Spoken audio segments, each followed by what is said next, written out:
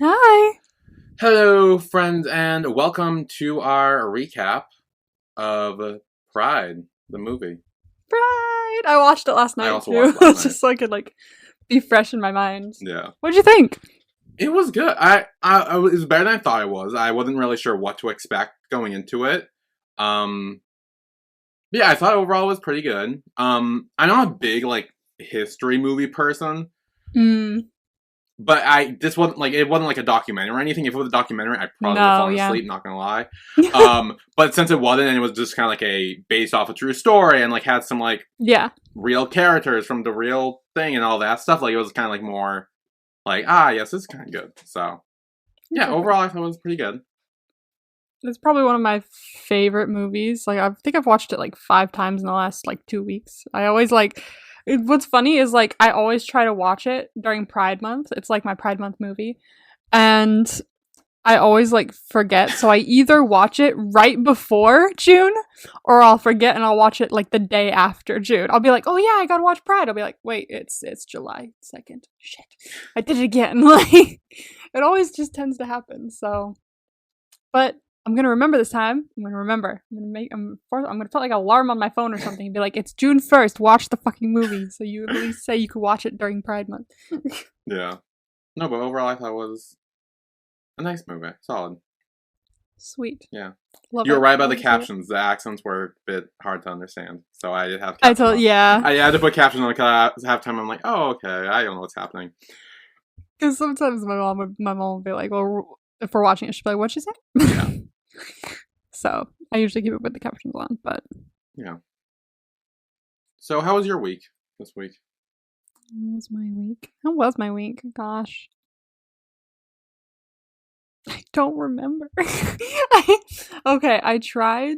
Well, no, I succeeded actually Ooh.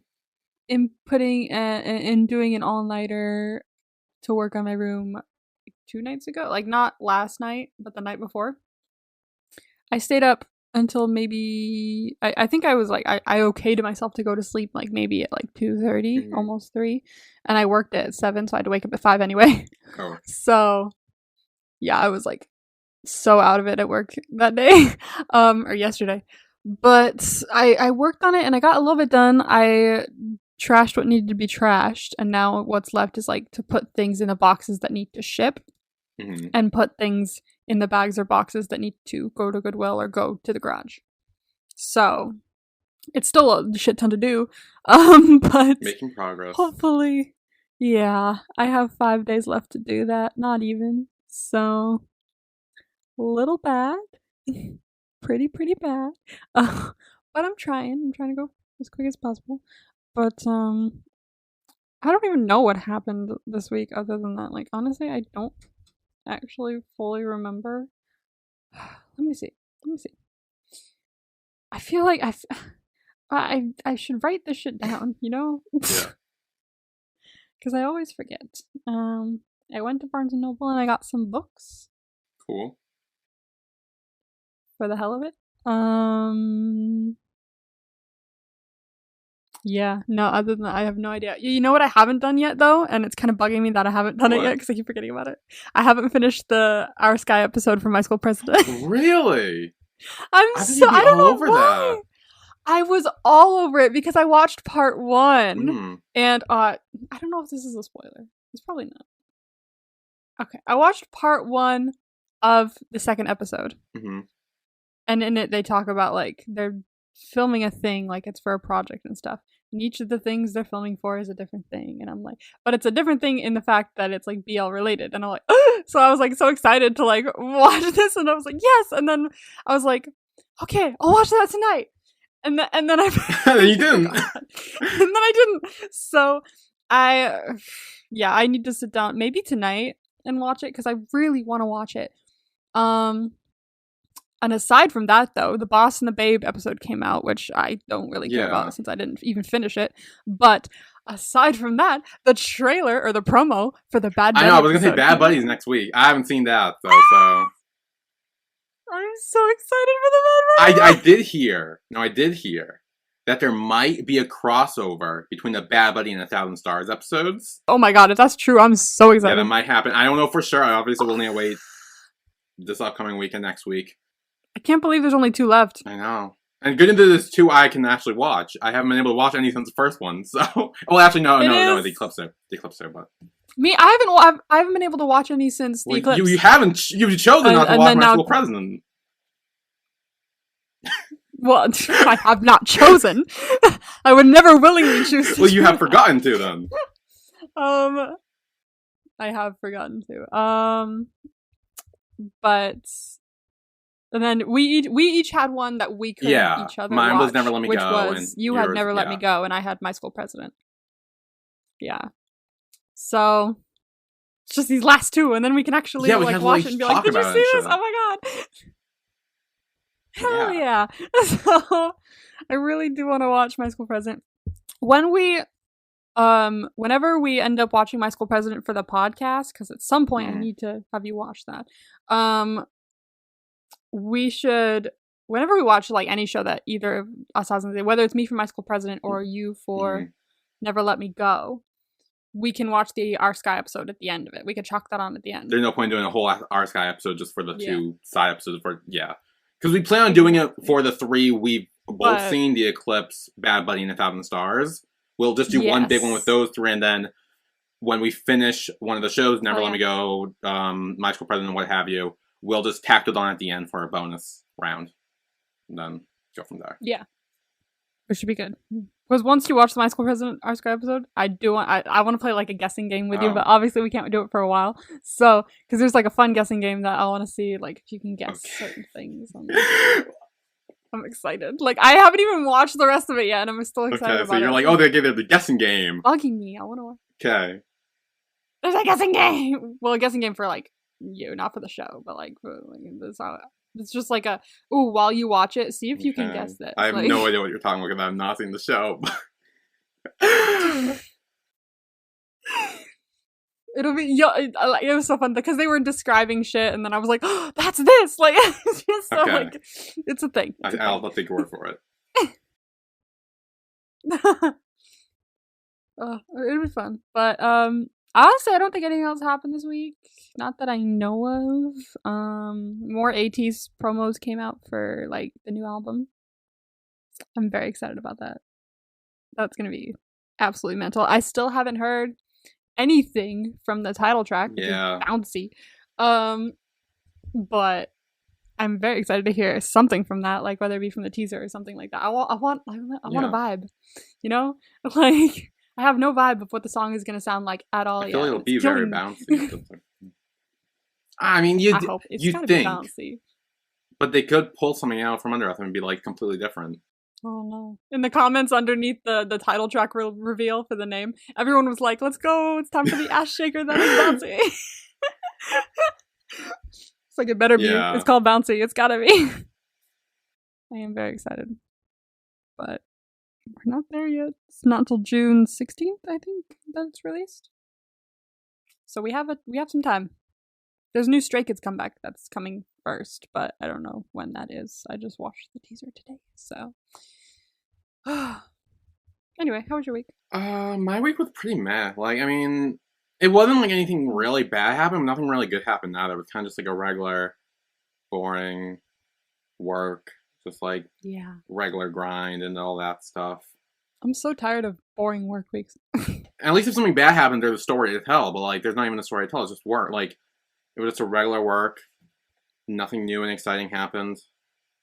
Or bad. Like, nothing really happened. It was just like work, and then so I literally had nothing to share about my week. There was nothing new. Like, there's nothing to tell. It was just boring and meh. Actually, I don't know if I said this last week because I don't remember when I first watched it, but there's a new song out by a K-pop group called Black Swan. Did I mention that last week? The group's called Black Swan? Or the group's called Black Swan. I'm like obsessed now because I've been wanting to stan Black Swan for like a bit, but I haven't gotten really into any of the songs. But they just came out with a new song called Karma. And it is nuts. Like, I was just checking out, like, who was on, like, the music show that I went to, like, this week. I was like, ooh, who's on it this week? Since I'm, like, subscribed to the YouTube channel that shows it. And I was like, oh, Black Swan's back. Oh, okay. And so I looked at it, I was like, oh, bruh, this song is sick. Like, I was losing my mind. But what's very different about Black Swan, very cool, is that they have one African American member. Actually, two. One is half African American. So the one who's African American is from Senegal. Is that how you say it?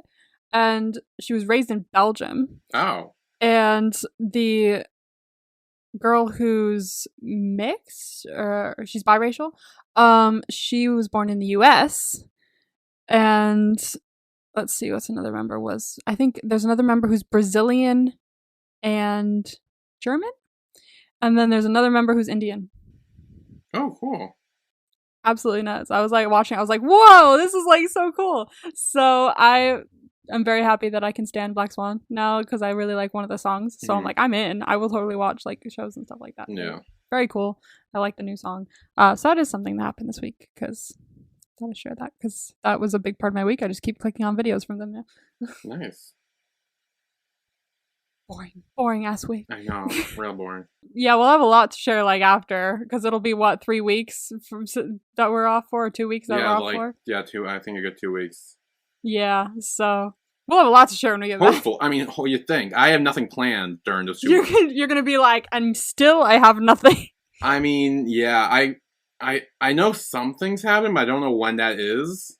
But it might even be like later into the summer, so I have no idea if it'll happen during. I don't know. I'll have gone to Pride. I'll have gone to Super Mario World. Oh yeah, you'll have things to share. I'll have a lot of shit to share, man. Oh my gosh. Anyway, Pride, the movie. Hell yeah. Yeah. We start the movie in London. Yes. And Mark, that's his name. Basically in his kitchen. Yeah. Yeah. Oh, I have to hear you too. I turned it down, but I didn't. See, okay, so when I scroll through the episodes, I mute the actual episode or whatever. Because I don't need to hear that. I just need to hear you. Because then it's gets confusing. Right, okay. And plus, if you have caption on, you can just read the caption, so you don't really. That makes way more sense. Okay. Yes, tips. I fixed it. Okay. So Mark is in his kitchen. He obviously had a one night stand last night because the other guy's still there. What? He's like, hey, yeah.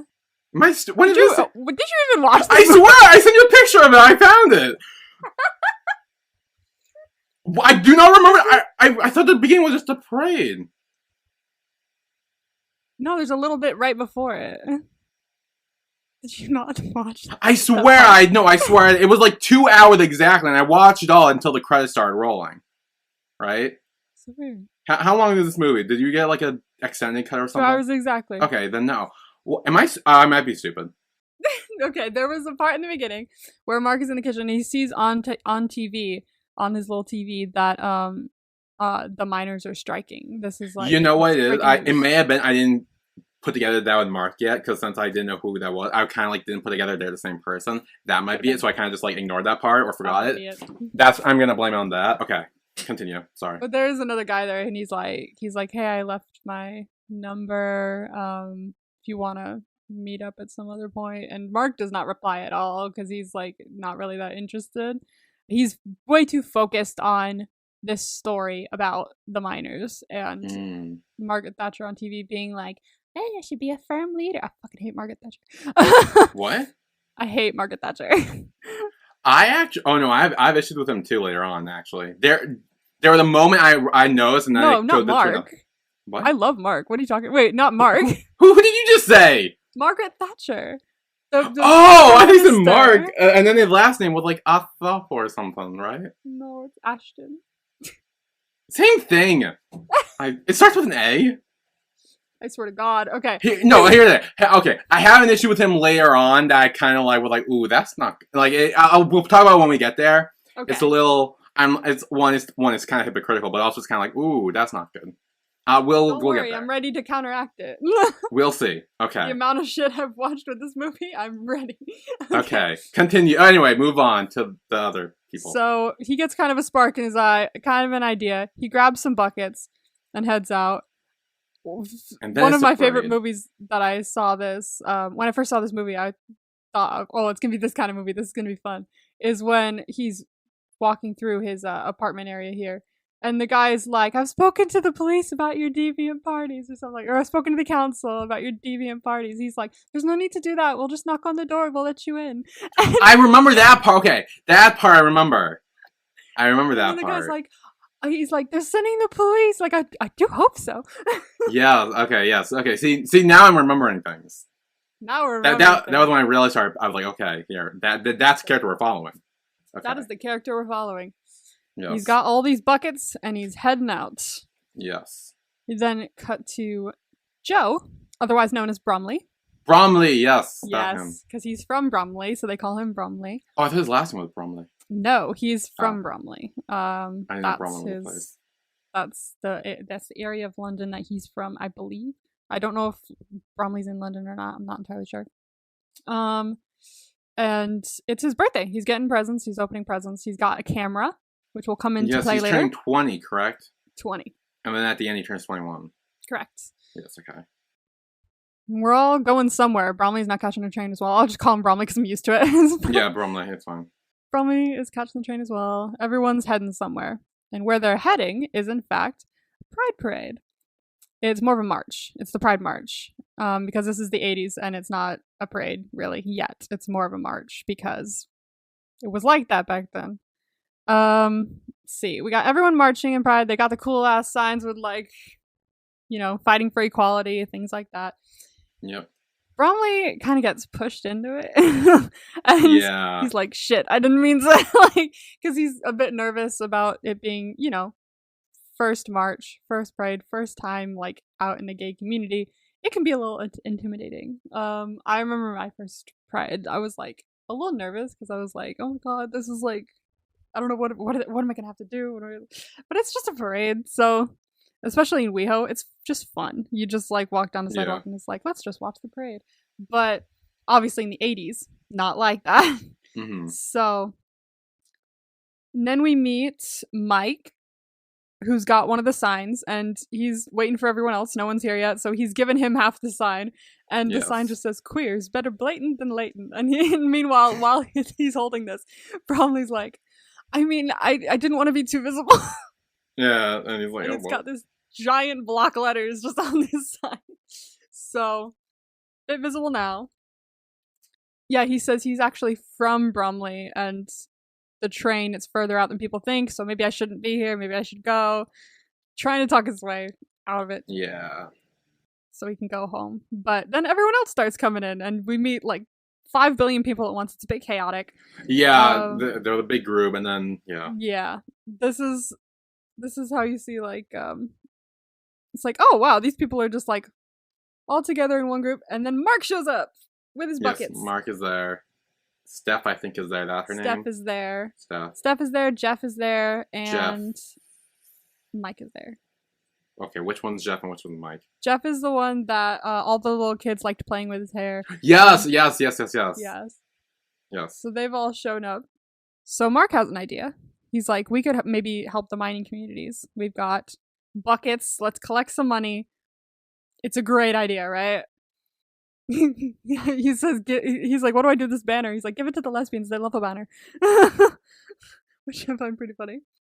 Yeah, you see a lot of people with the signs that say burn in hell and people saying disgusting and things like that. Because that's what it was like in the 80s. Yeah. Fix my mic here so that it is correct volume. And then he jumps in and gives a hand. Thank goodness. All right. So we've thrown ourselves in. We are now helping the miners. Let's go, bitches. Yeah, and then it's like the montage with like doing everything with the collecting money and... Not yet. Oh, never mind. That's way further in.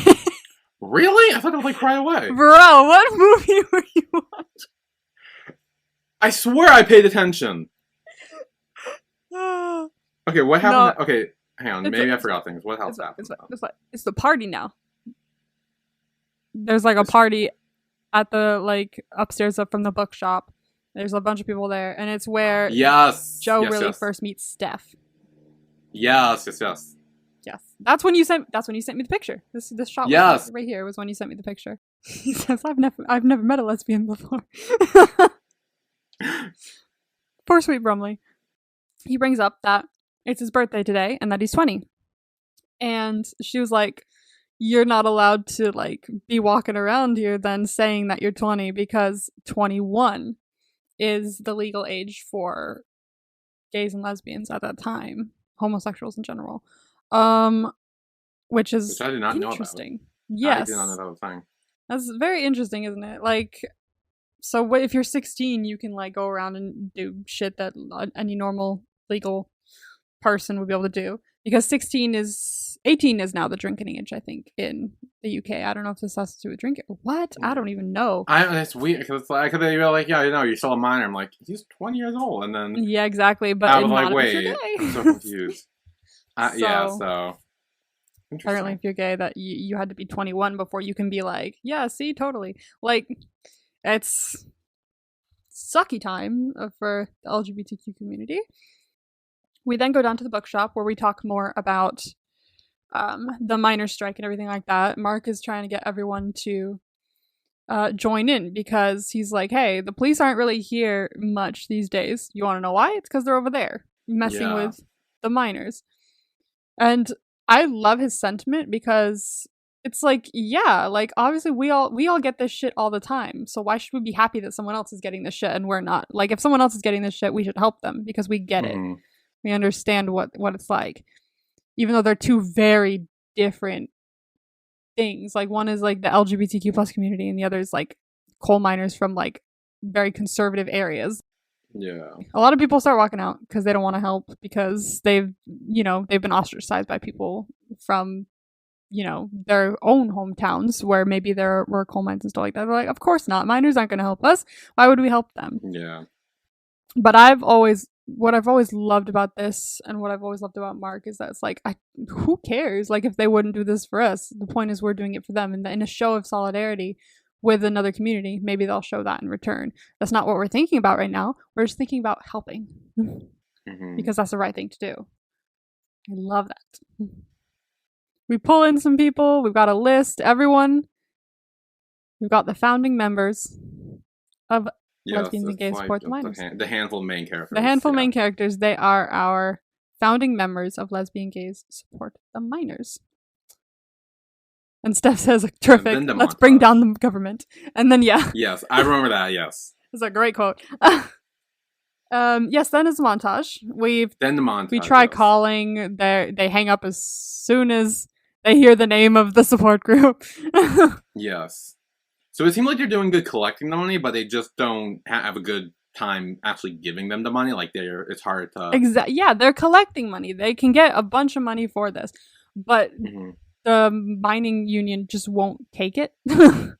Yes, knowing who it's from. Yeah, because it's from lesbians and gays. So, and Mark's like, I'm not gonna like just give it to them anonymously. We're not just gonna hide because like at that time it's like, why hide? It might as well like just be like, here, like this is from us specifically. Yeah, okay, and this is one of my problems. Is it okay?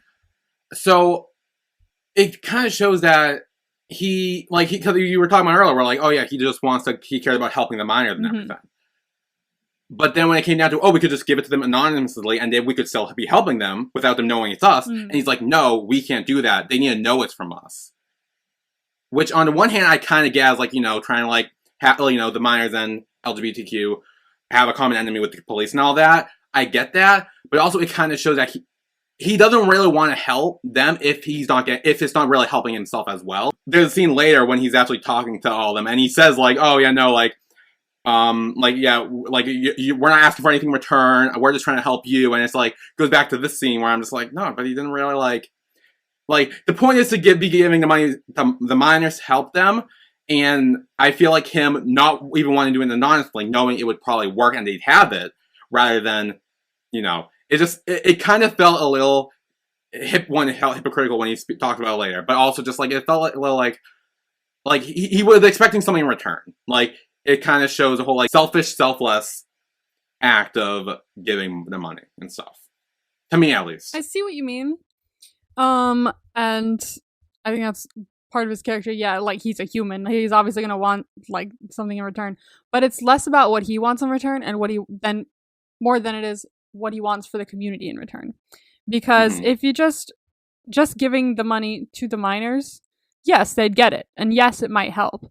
But also, if you try to tell them who it was from, or if you never said who, or if they hear who it's from, they're not going to really do anything about it. They're not just going to turn around and be like, oh, thank you, we'll help you now. You got to really show the solidarity. You got to be like, Yeah. we are helping you even as who we are right now. Yes, we're gays and lesbians, and obviously, like, you guys have misconceptions about us, but we are helping you.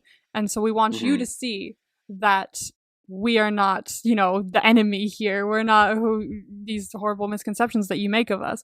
And I think if he didn't do it, and I think he was just like, let's just give it to them anyway, I don't think as much of a difference would have been made in history from No, this. yeah.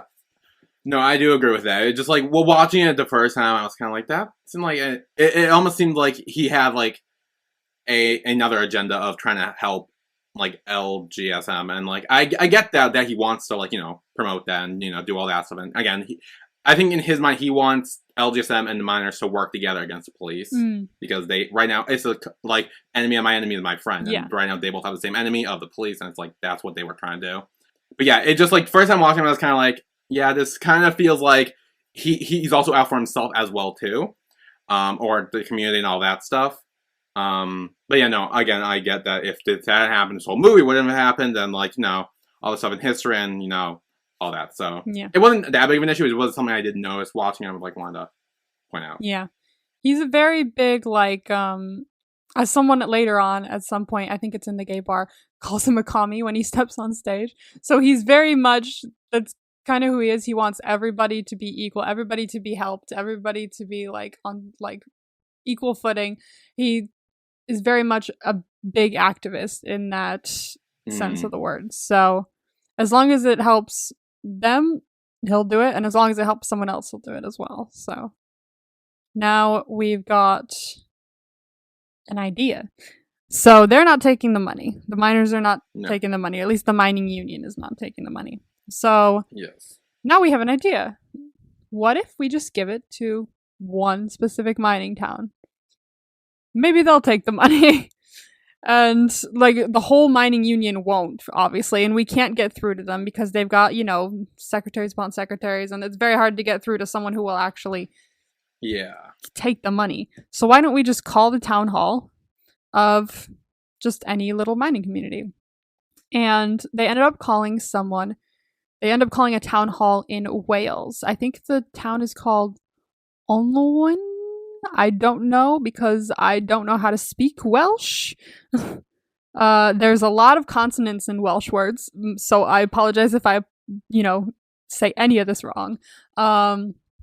Welsh is very interesting. But we've got Gethin, who helps find a mining town for them because he is from Wales. He says he hasn't been back there in about 16 years because of obvious reasons. I have something to say about him later on. Oh, dude. I'm kind of upset didn't happen. Yeah. Oh, okay. I'm very excited to hear it. Let's see. So he helps them figure out, where the mining is, where the mining towns are, and they find a town and give them a call. And I find it hysterical that, like, I'm literally fast forwarding 5 seconds by 5 seconds by 5, and it's like the whole scene of her just walking towards the phone in the town hall. It takes her like a good 30 seconds to get to the phone, and it's really cute. Yeah.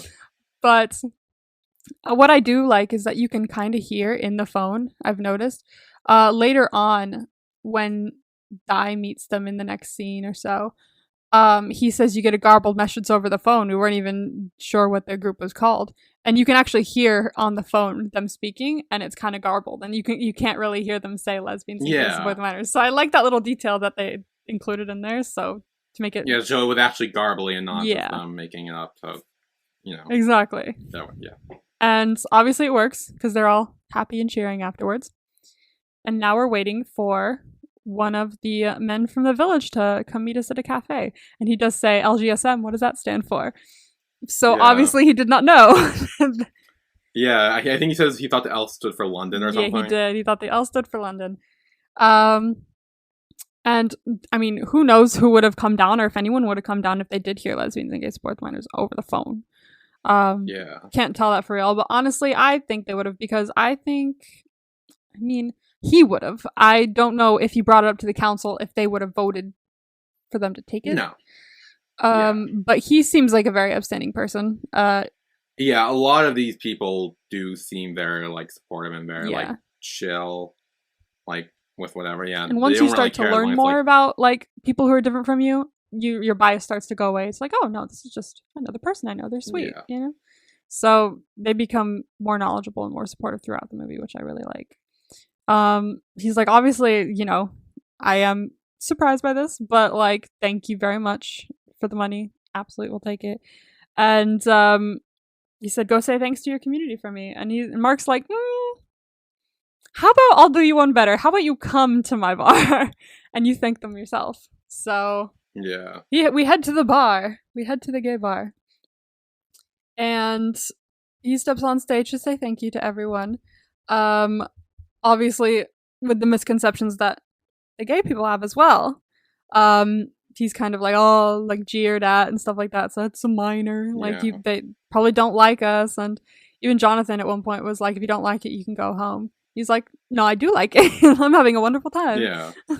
So that kind of shuts him up. I did like them showing like that side as well. Yeah. It's not just like the minors against the LGSM, but also kind of like we see them also not thrilled with the minors, Yes. and like we kind of see both sides of that. Exactly. Which I like. I really enjoyed that. I like that's like, yeah. Obviously, the mining communities here, or some of the mining communities at least, are very like, you know, conservative and don't really support the community or anything like that. But also, there's the other side of, you know, since, you know, a lot of gays and lesbians at this time were, you know,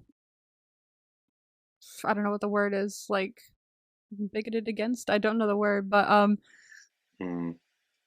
because of that, they have bad history with people like that. So they're obviously not going to be kind towards the minors either. But all these preconceptions and misconceptions about people start to get erased when you learn more about who people are. So I do appreciate that they're doing that. He does quite well for himself on stage. He makes some jokes. It's very well done. Yeah. And I think it really does boil down to this one sentence. I've always really liked this sentence. Is when you're in a battle against an enemy so much bigger, so much stronger than you, that's to find out you had a friend never knew existed. It's the best feeling in the world. I love that because it's like, yeah, we might be different from each other. We might like even not like each other some of the times, but it's just genuinely nice when you find out you just find someone that supports you that you didn't even realize would have done. Yeah. And it goes back to the whole thing I've been saying where the enemy of my enemy is my friend type. Exactly. Mantra, which is essentially what they have, really, is that they might not get along, and we kind of see that pretty much throughout the show or movie, but they have a common enemy, and they're like, hey, let's work together rather than not. Exactly. We do see as well in the scene a lesbian couple pop up and be like, so you're the only girl in the group? And she's like, that's right, I'm the L. And they're like, so we might have 2 new members that join us. Maybe, yeah. That's what's in the face?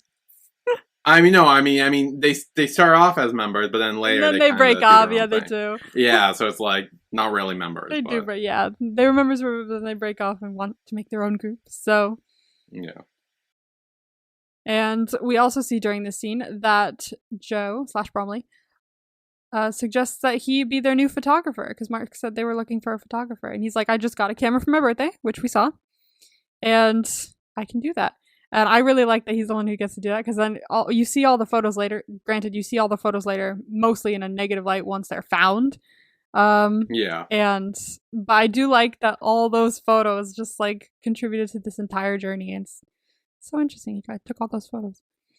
We now go to Wales, and we see Sean going into the town hall here while they're having a meeting. She was originally just going to be packing parcels, and oh yes, I like her. Yeah, I like her. She's pretty awesome. And she was going to be packing parcels and cooking, doing all that stuff. But she overhears this whole conversation with the committee about whether they should let LGSM come to their, celebration for the people and the groups that have supported them, all the support groups that they invited. And she's like, what? I don't see what the problem is. Like, you've invited all the other support groups. They've raised the most money. Invite them. Yeah. Like, well, why wouldn't we? And everyone else is, I don't know. I was like, I don't know. But she's very much, from the beginning, she's like, what's the problem? I see no issue here. Hmm. We also see the one with the biggest problem that we see during the scene is Maureen. Is that the bitch with the ugly The haircut? bitch with the ugly haircut. That's Yes. Yes, her. I don't like her. No one does. Yeah, she sucks. Horrible. She's really the only one that we see during the scene, at least so far, that has a major problem with it. And she's like, it's not me. I don't have a problem with it, but it's the men. You can't bring a bunch of gays into a working men's club. It's like, yeah, girl, it's not that big an issue. Like, come on. So Sean goes home, tells her husband. She's like, I'm on the committee now. Like, I told him to invite them. And her husband kind of gets pissed about it and is like, why would you, like, do that? And she's like, whoa, you bigot now? Like, where did this come from? yeah. And so she's on the committee now. She's not in the canteen anymore. She's on the committee. So that's exciting, which is good because she has a great brain. We now cut back to London with all the members of LGSM getting on the bus. The giant bus that says out loud on it. And we are going to head to Wales. Gethin, meanwhile, is staying behind. We know he has some past trauma with Wales and everything like that. So, and growing up there. And he's kind of left behind here to clean the graffiti that someone sprayed all over the shop window. Yeah. So, they're having a tough time. Speaking of, actually, I do want to mention this. This is one of the fun historical facts that I have. The bookshop, Gaze the Word, is still open. And it is in London. Really? Yes. It is in London. And I found that pretty cool. I found some pictures of it, but I don't know if I saved them. I didn't save them. I'm a dummy. But yeah, it's available in London, and I wish I had known that when I was there recently, because I would have immediately gone. I do really want to go there one day, so. Yeah. Oh, that's cool. I didn't know that. It's still open, and they sell I think they sell the shirts still that everyone wore to the Pits and Perfects concert or event later on in the movie. They were all selling shirts, and you can buy those shirts, which I find pretty cool.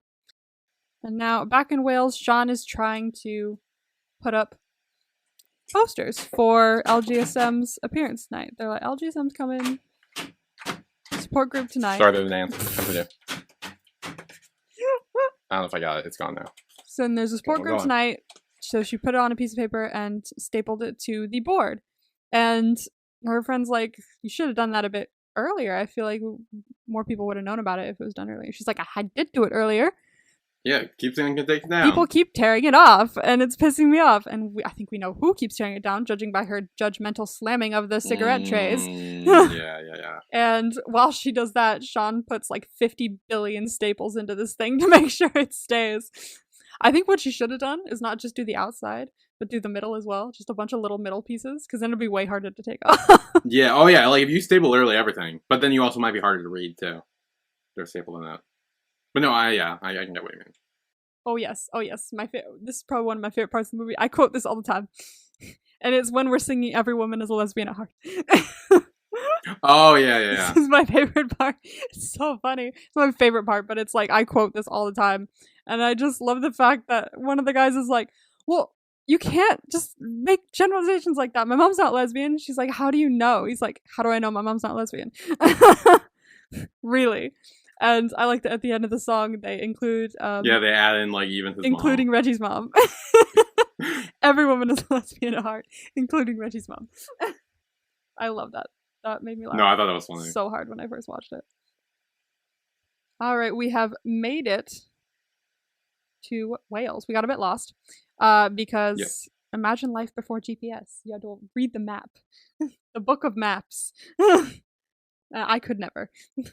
Too many lines there. My brain would not be able to read that. No. I need Siri to be like, turn left. Yeah. All right, we've made it to the village. We've made it to the town hall. And Gwen comes out and says, "Die, your gays have arrived." I remember that. Yeah, that was funny. I quote that every day too. There's a few quotes from this movie that I'll just say all the time, just out of nowhere. And we meet, everyone meets each other. We got Dai meet, introducing everyone between everyone. Yeah. And he says, okay, so one of you is going to go up and make a speech. And they were like, since when? Like, Yeah. I didn't know we had to make a speech.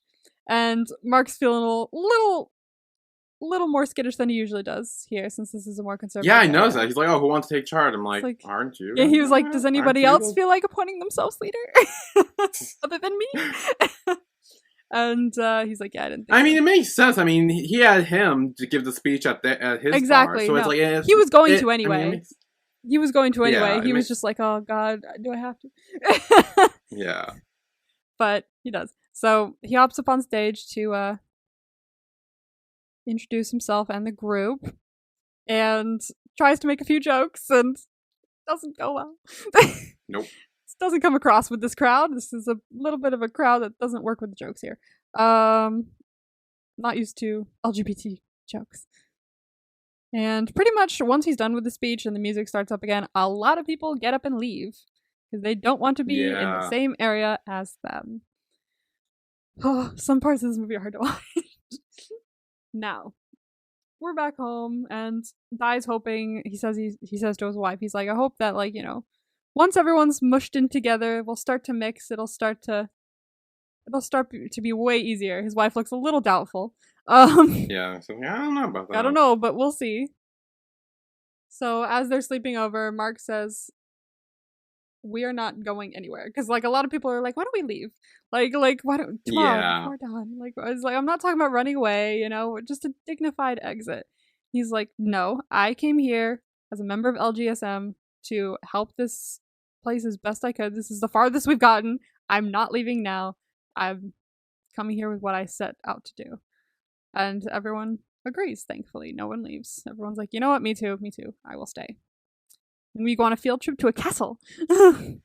yeah. A I Welsh saw that. I was like, yeah, castle. that's cool. Very cool. Have you ever been to a castle? Probably yes, but not like a like. I don't think I've ever been to like a. I don't. I no. I'm No. gonna say no. I think I have, but I don't remember like. Mm. Cause I've never been to like like Europe or anything. So like Europe, maybe in Canada. I don't know if there are castles in I don't know Canada, if but there I've are been castles in there. Canada, I don't know, but like I feel like I've been like yeah. familiar to a castle or maybe like rubble. I don't know. So I'm gonna say no because I can't remember it. I've been Have to you? one castle in my life. Ooh. It was when I visited my grandma. I think she lived at a different house than she does now. But it was right near her house, kind of. We like drove down the street and up on a hill there was a castle. We Oh, would cool. hike up to it and just visit it. I thought it was very interesting. It looked very much like this one actually, where they have like stone steps everywhere up to it and everything. Hmm. Very cool. I always suggest to Yeah. everyone, go visit a castle one day. Yeah. Very cool thing. And I love this. We have a conversation between Mark and Dai about, activism and things like that and supporting people. And I love this conversation.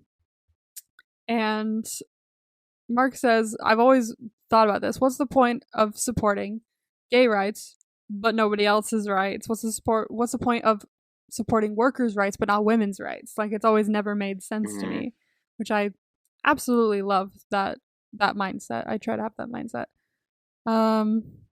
And Dai brings up that there's a lodge banner that they have stowed away. They only bring it out for special occasions, where it has two hands that are clasped in a show of solidarity, a handshake of, I support Hmm. me, or I support you, you support me, whoever you are, wherever you come from. And that's what the movement should mean, what any movement should mean. Yeah. And that banner comes back around at the end, which I love to see. They brought it out for the special occasion. I was thinking of that. I'm like, yeah, I think that was the same one at the end. Same one. And so they brought it out for this special occasion. That was Pride. So love that. And then we see police coming in, bringing in a lot of the minors that they've just picked up and are bringing into custody. And they're like, no, they can't do that. That's completely illegal. They can't just see you just standing around, not like the look of you, and just start bringing you into prison. That's Yeah. not how it should be allowed to work. It's completely illegal. So, with the knowledge that the gay Yeah. community has about dealing with police and everything, they're like, don't worry, we've dealt with this. This is how you can deal with it. And they're like, this is obviously illegal, so what you do is you go and you say this. And Sean's like, gotcha. And so she heads And she does. straight to the police station and is like, you're not allowed to do this. You need concrete evidence, or you have to let them go within 24 hours. And they release them. They let them go, which is great. Everyone's having a fun time in the bar after being released from custody when LGSM comes in with all their stuff they brought to pack in parcels to send to the probably the pickets, those jackets and food and stuff like that for communities that are doing worse. And a couple of the people are like, you know what, I'm out. I'm not gonna hang out here if there's gay people in the bar, and I'm gonna leave. And the others, there are a couple people that are like, what do you mean they helped get us out? I thought Sean got us out. And they're like, well, yeah, she got you out because they told her what to say. They're the ones who imparted the knowledge that you could be released. And he goes, fair play, and he buys him a beer and he shakes his hand because of you. I like that. Yeah, that part where he's like, okay, fair enough. I'm like, exactly. Yeah. Because that's what you do. If someone helps you out, you don't go, well, fuck you. No. You shake their hand and say, yeah, absolutely, thank you. And that's kind of the beginning of, the two communities kind of meshing. Mm-hmm. How many ants you got with you? It's another one, yeah. It might be the same one. I just knocked him down. It's a big one, too. It's fat. Oh, gross. Okay. See, but it's like not on a flat surface where I can hit it. So, okay, now it's going in. Okay. I'll have this ready for it, but okay, continue. This is the beginning where you see the two communities start to mesh and start to really be able to sit in the same room as each other at the very least. And we cut to basically just like the town hall with everyone hanging out, everyone talking to each other and getting to know each other. And I love Gwen here with the lesbians. And she's like, are you all vegetarians? I love that that's the most shocking thing that she has heard about lesbians. Yeah, she's like, I heard something about lesbians. Are they all vegetarians or whatever? And like, there's no way. Vegetarians? And they're like, actually, we're vegans. She's like, oh my god. Like, that's the most absolute shocking thing she's heard. And I find that so adorable. That's so sweet. It kind of makes me miss my grandma for some reason. Because, like, not really because like they're alike, but because like it's an old British lady. It makes me go, oh, I miss my grandma. Or not British, but Welsh. But I also like the part where she's like, so what I want to know is, you live together like husband and wife, but what I want to know is, everyone was like, oh yeah, she's gonna say who's the husband and who's the wife, like everyone always does. Yeah. And she's like, which one does the housework? And they're like, oh, actually, it's not what I thought you were gonna say. Yeah. All right then. It's like, honestly, from what I've seen, is like usually you contribute together to the housework. It's kind of like, it's like if you live with a roommate, just be like, oh, I'll do the dishes today if you want. Like, yeah, just a normal thing.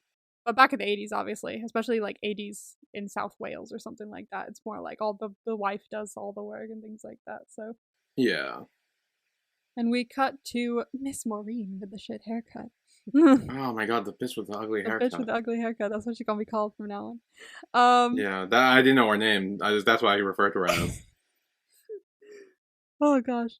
But she says that she doesn't want to host any of them staying over because she's concerned about AIDS.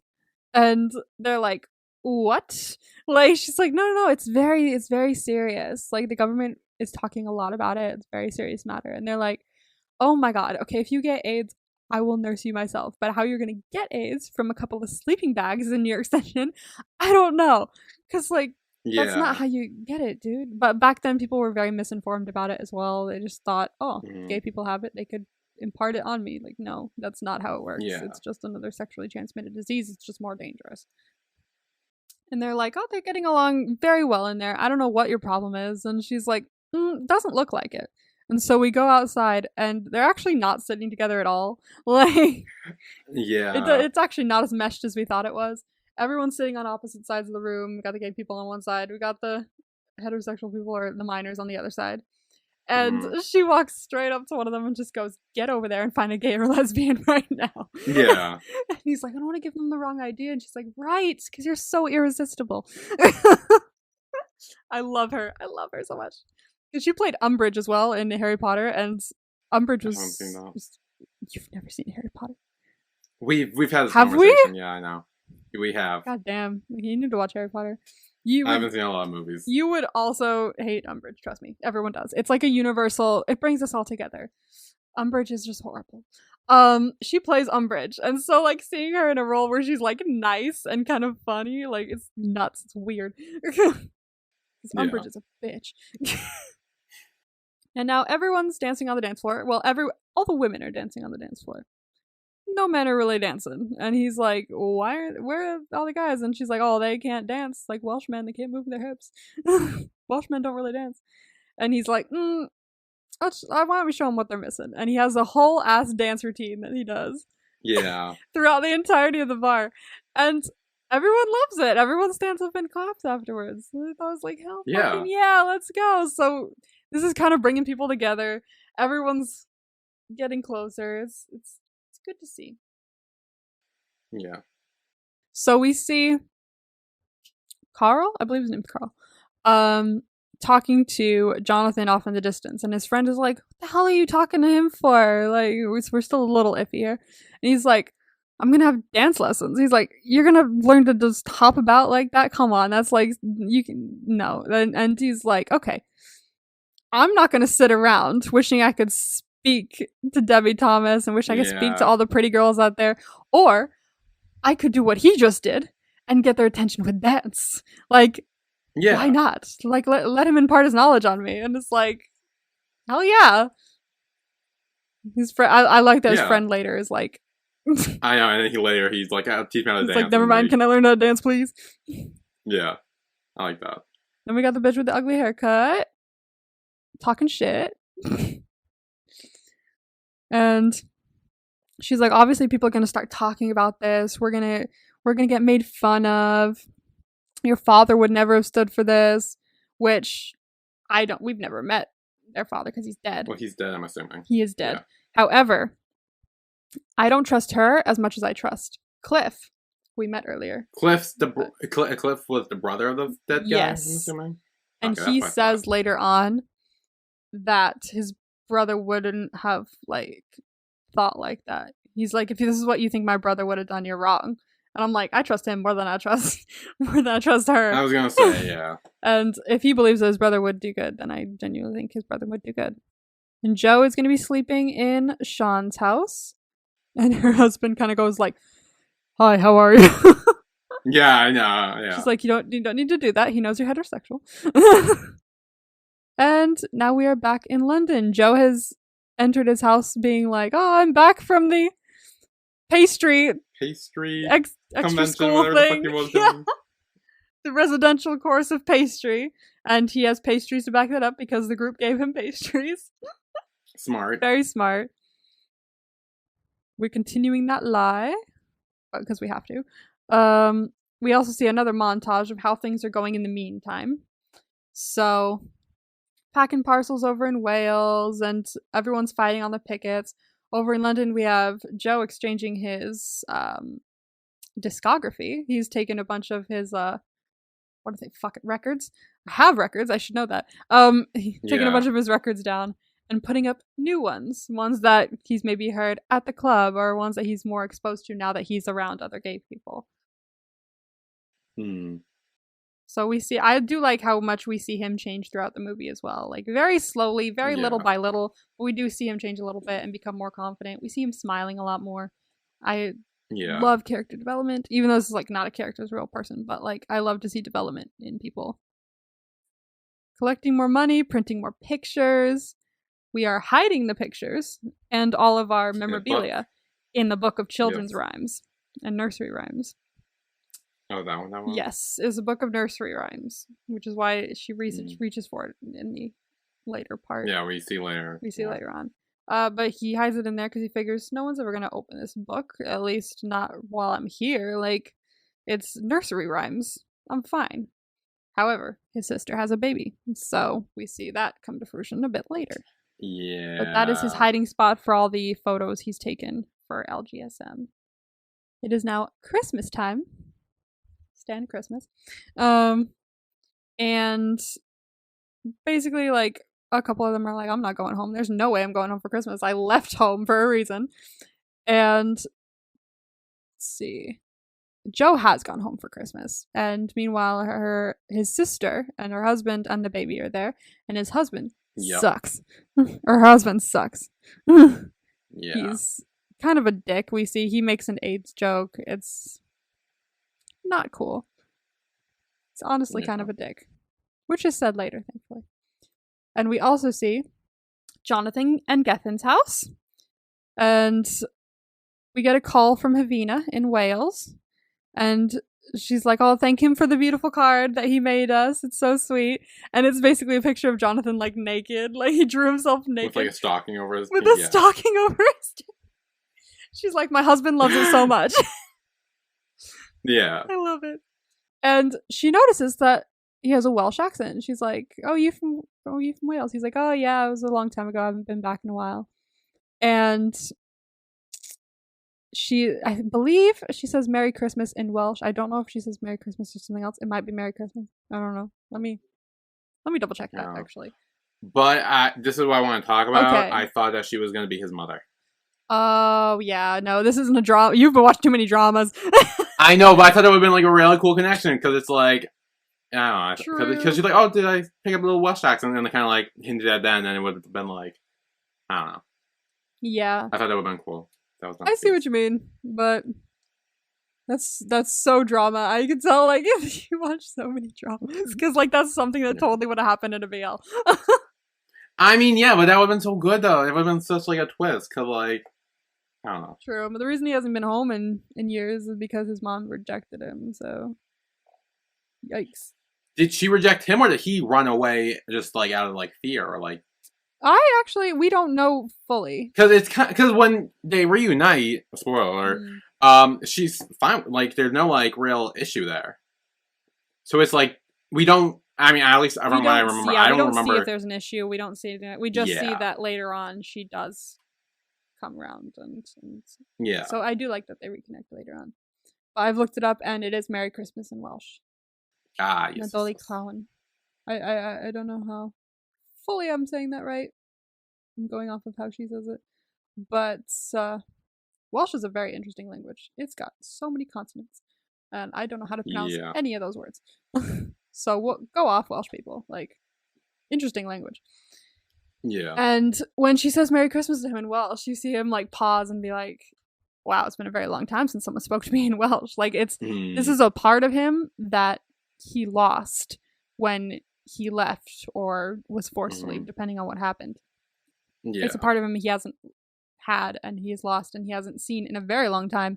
And he cries a little bit because, like, I'd be emotional. Like, that's a part of you that you haven't had in a very long time, and it's just probably hits a sour note, but also, like, a nice one, you know? Because you remember home fondly, but you also remember the trauma that you had there. Yeah. Poor Gethin. And now we are back in our little village in Wales. They're having a rough time. The van has completely broken down. It looks like, I can't tell if it's the market or somewhere else, but it's completely bricked up. It says that basically Margaret Thatcher it's like a new attempt that she's doing to try and starve the miners back to work. Fucking bitch. I really hate Margaret Thatcher. Ooh, fun piece of historical thing. Yeah, okay. I have a fun historical thing. It actually doesn't have to do with the miners' strike at all, but it has to do with Margaret Thatcher. Okay. Do you know about this? Because it's pretty fucking funny. What? When Margaret Thatcher died, do you know what the #1 song that was played on BBC Radio, the #1 requested song on BBC Radio was throughout the UK? No. I don't know how I would know this at all. Because it's just a funny part of history, and you gotta laugh. It's Ding Dong, the Witch is Dead. Ah, that's funny. I was like, Oh shit, that's hysterical. So it was like the number one most requested song the week I think she died. Like, and they had to like put out things saying we can't play that. We can't keep playing it. But everyone kept requesting it. I thought that was fucking hysterical. That's So fine. just a fun little piece of history. Screw Margaret Thatcher. Let's see. So they're having a very tough time in the village. The van has arrived. The cavalry has arrived with Gethin. Gethin has decided to finally come Yes. to Wales. He returns. He's returned to Wales, which is very good to see him. They're kind of letting Mark know, like, this is what's happening. We have to take showers next door. They've turned the gas off at pretty much every place except for like a couple. The van's broken down. We can't get anywhere. It's pretty bad. And they're auctioning off and bingoing off, it looks like, supplies. So there's like tins of beef, food, things to keep everyone going. Is that what they were doing? I remember them playing. I thought they were just playing bingo. No, they're playing bingo, and whoever like bingo wins. for survival. Yeah, it is. It's bingo for survival. Like, it's bingo for survival. Survival bingo. So whoever wins this little one, I guess, gets a tin of beef. So it is very like, everyone's on rations at the moment. We see Gethin come into the kitchen, and he's like, oh, they all introduce each other and everything. And he says he's from Rhyl, which is in North Wales. And they're like, like, oh, no. Like, you can bring gays and lesbians in here, but you can't bring someone in from North Wales. Yeah. Ew. But they're just joking. They start laughing, and eventually he just starts laughing too. He starts to loosen up a little bit, which is really nice. Mm-hmm. And now we're back to playing bingo. Let's see. So we're playing bingo, and one of the lesbians is like, when are you going to address my question about a women's group? I want a women's group. And he's like, why? Like, and she's like, well, we want a safe place to, talk about the women's issues specifically, which I like. I like that there's like would be a women's group for that and stuff like that. And she says, look, I am a woman. I'm also a lesbian and a feminist. And the other lady goes, I love that old lady. She's so funny. She's like, she's so good. Look, I don't care if you're Arthur Scargill. Don't talk during the bingo. I know. I'm like, they're trying to play bingo for survival, apparently. Yeah. Like, you gotta listen. This is bingo for survival, okay? We need to do this. I know. Like, now that I know that part, it's like, seriously. Like, serious yeah, bingo. Yes. I fucking love that lady. Everyone starts giggling as well. It's very funny. Very funny. Yeah. And now we've come upon probably my favorite scene in the movie, actually. This is my favorite scene in the movie. It is... First, we see them talking about the fault of, like, underneath with all the coal in it. The fault that goes from Spain to South Wales and then from South Wales to Pennsylvania. Mm-hmm. And he's like, everyone's kind of brought together by this knowledge of that. It's like, basically, you show someone in Spain this or in Pennsylvania this, they will recognize it immediately. So I like that this kind of shows, like, it has an underlying meaning of, or even anywhere in the world, we're connected. Something will connect us. Yeah. You'll find something, anything to connect each other. Like I fucking love like humanity in the world and shit like that. And I like seeing stuff like this where people are brought together, and you can celebrate each other's like differences and similarities by connecting on a deeper fundamental level. Yeah, no, I agree. And we learned that's when his brother died. He died in that pit, and he died at age 36, I believe. Who you know is the bitch with the ugly haircuts husband. Correct. Sucks he was married to her. Mark is like, hey, I feel like we haven't collected enough. I'm really sorry about that. It's not enough to just keep defending it. You have to push back as well. It's not all about defense. There has to be attack too. And once we go back to London, we're going to think of something, or we're going to do something that gets us, a lot of money and a lot of attention to hopefully get you guys a good leg up in this strike. And this gorgeous, beautifully voiced woman starts singing Bread and Roses. Okay, see, why there's some random lady that sings this? Like, why can't it have been someone we already know? Well, maybe like, she's a vocalist. I don't know. I mean, but I was just like, I'm like, why this random lady sing? I have no idea what the fuck this woman is. And she's never seen later on, too. Like, it's like, why? Maybe like, I have to be like, one of the ladies we already know who we're more familiar with. Then it's just like I'm just like... Because it shows that, like, I like that it was someone that we didn't know, because I feel like it wouldn't have had as much meaning. And I don't know why, but I feel like it wouldn't have had as much meaning. Because I feel it would have made more sense if it it wasn't would what have we made... knew and not just a random... Well, If it was the old lady during bingo, that would have been oh amazing. my god. Come on, that would have been amazing. But the point is that I think I like that it's someone we didn't know, because it shows that still someone like in the crowd, like a faceless person that we had not seen before, is also connected to this movement that we have seen. It's not just the faces that we've seen, it's the faces we haven't seen that are also affected by this. That's what I thought about it. At least that's what I see about it. I see that. I still think it should have been someone we actually know. It would have made more sense to me. Anyway, this is my favorite scene, so. Okay, sorry, my bad. This is my absolute favorite scene. I just find it so beautiful because she starts singing, and then the other ladies start joining in, and then on top of that, the guys start joining in, and everyone just ends up singing this like beautiful song together. It's, I don't know fully what it's about. I know it's like a, you know, historically important song in like terms of like strikes, marches, things like that, revolutions. The poem it was a poem, inspired Mimi Farina to name the organization she founded in 1974 Bread and Roses, for she believed that all people, especially those isolated in institutions, need music, art, and roses as well as bread to feel fully human.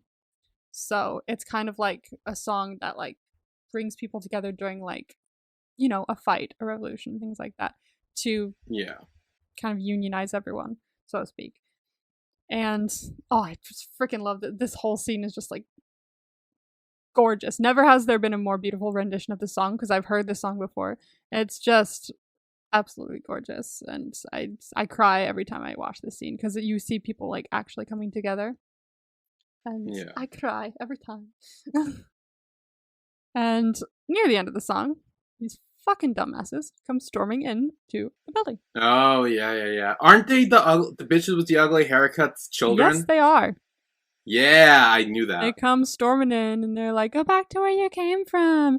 And it's like, every time I watch this, I'm like, how ignorant to a situation do you have to be? Because, fine, don't like them, be a bigot, whatever.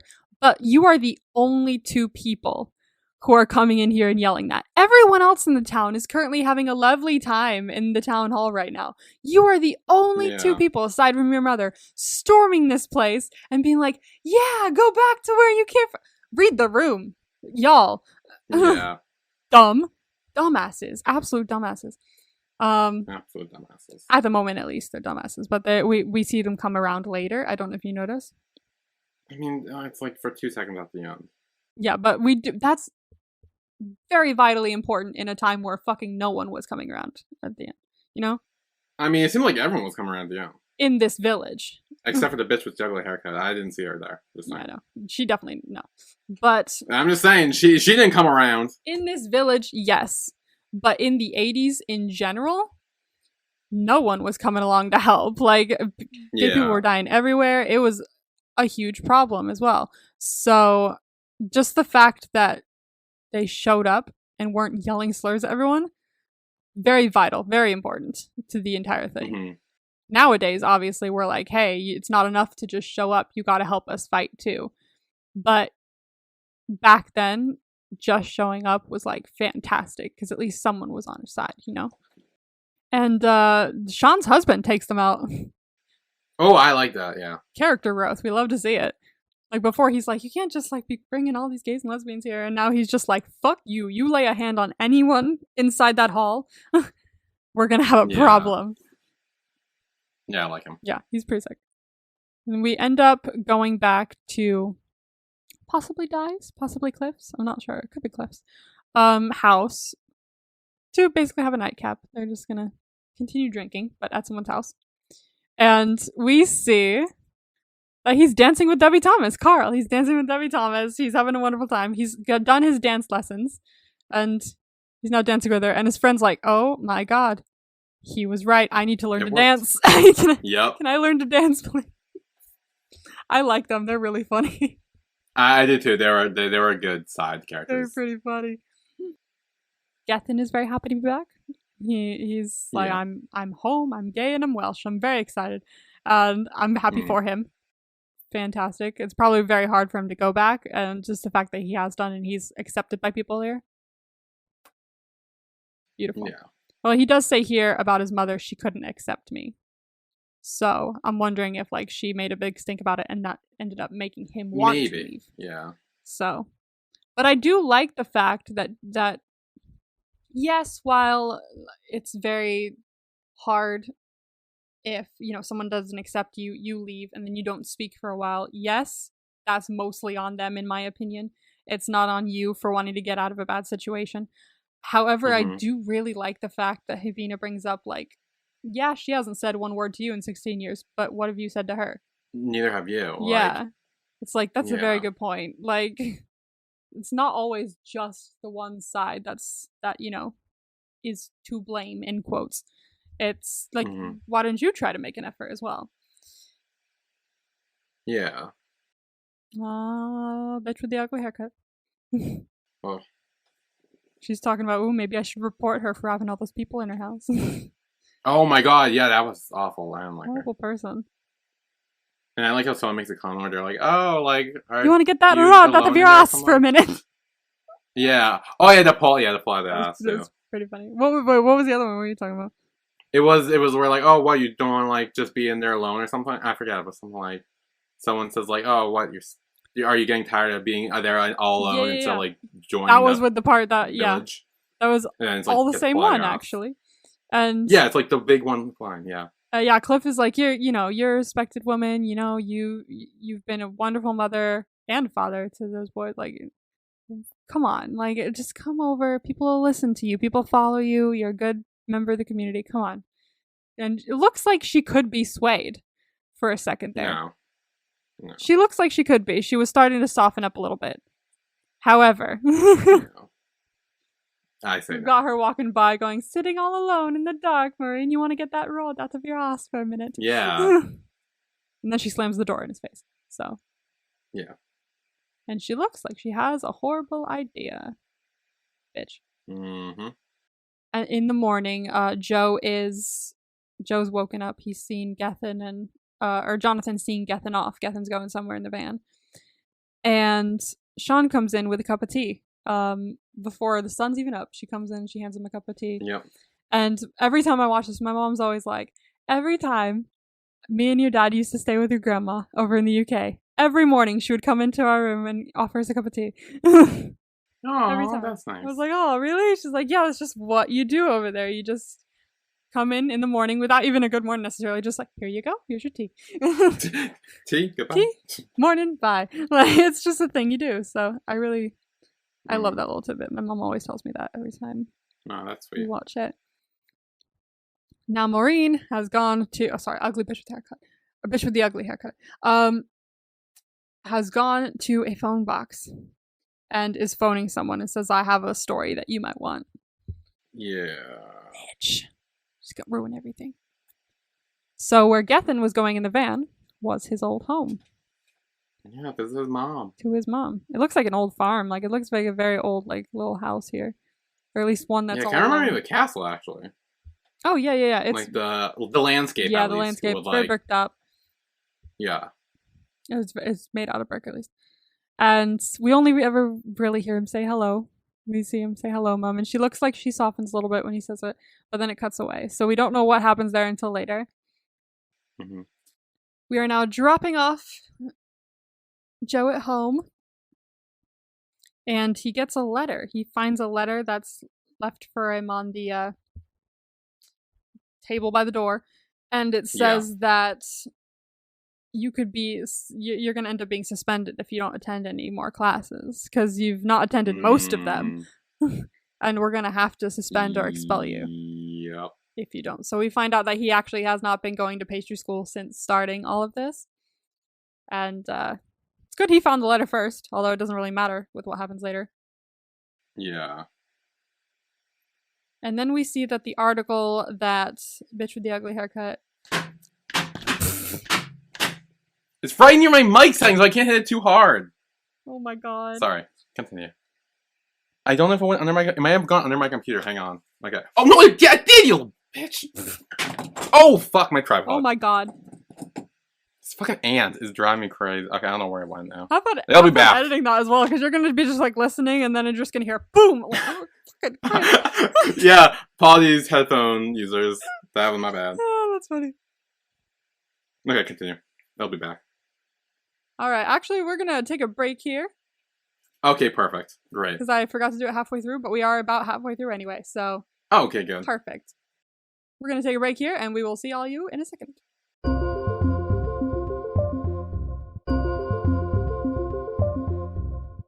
And we are back with I've never done that. I've never done that. I know. I was gonna go in for it, and then you started. I was like, okay, yeah, go ahead. Go on. Let her do it. We're back with our recap of the movie Pride from 2014. Woo. Woo. Very exciting. Isn't that what you normally do when I say something? You're like, woo. Do I do the woo? I do the woo. Or you're like, yeah, or something, normally. There's something that you do. I'm trying to fill in the role now. Woo. You're me now. You're me now. Yeah, I'm the you now, so, and you have become me, so that's fun. Woo. Woo. Christ. Anyway, so the article that Bitch with ugly haircut. Bitch with the ugly haircut was talking about on the phone has come about. And people are noticeably making fun of the miners as they arrive on the picket line. Yeah. And now the union knows about it as well. Everyone knows about what's been going on. And Havina's pissed. She's like, I swear to God, when I find out who done this. Back in London, LGSM is hearing of this, but also while they're hearing of this, someone throws a brick through their window. That scared the shit out of me. Did it scare the shit out of you? I was watching, and I was just like lying in my bed, just watching, and I was like, okay, like, you know, I was watching, and like, yeah. I was like very tired because I was up like pretty late, and like I went to bed right afterwards, so I was like in my bed, just like watching, chilling, and then a brick goes through. I'm like, what the fuck? And then it starts firecrackers. I'm like, what the fuck? Like, I'm like, yeah. Like woke me the fuck up, gave me a heart attack, scared the shit out of me, but it was great. I mean, it wasn't Fully great, but like it wasn't great. yeah, no, I was good. Definitely wakes you back up, but by surprise, someone has thrown a brick through the window and firecrackers, so we have to extinguish that immediately. So they're having a tough time there as well. Everyone's having a tough time. This is backlash from hearing about them helping the mine workers. So not good. So this was because they were helping the miners. That's why they threw the brick and everything. Yes, because the brick has the newspaper. That's what I thought. So that mean it was other like LGBTQ people who didn't want them supporting the miners who did it. I don't know. Or was it? Okay. See, because that now I'm wondering that much. Like, is it exactly? I'm not sure if you're like meant to know or anything. It's just that there's backlash. Yeah, because I remember later someone's like, "Oh, LGSM support the miners or whatever," and someone's like, "No, you shouldn't be supporting them. You should be supporting us because, like, you know, we're dying every day or whatever," and like something like that. So I was like, wasn't sure if that was what it was. Yeah. Okay. Yeah, I don't think you're meant to know. I think you're meant to go like, gosh, I don't know who that was, but it's pretty shit. That shit happened. Bad shit is happening. Yep. Let's see. Havina's telling off everyone who's being a bitch with an ugly haircut. Yeah. She has some friends, it looks like, as well. Yeah. Yeah. They always do. They always come in groups of 3. The they always come in groups of 3. Every single time there's like a bitchy character, they are always come in groups of 3. It's like the head bitch and the 2 supporting bitches. Head bitch and the 2 subordinates. I'm telling you, it's like a thing. Like, look back in like any sort of media, there's always 3 of them.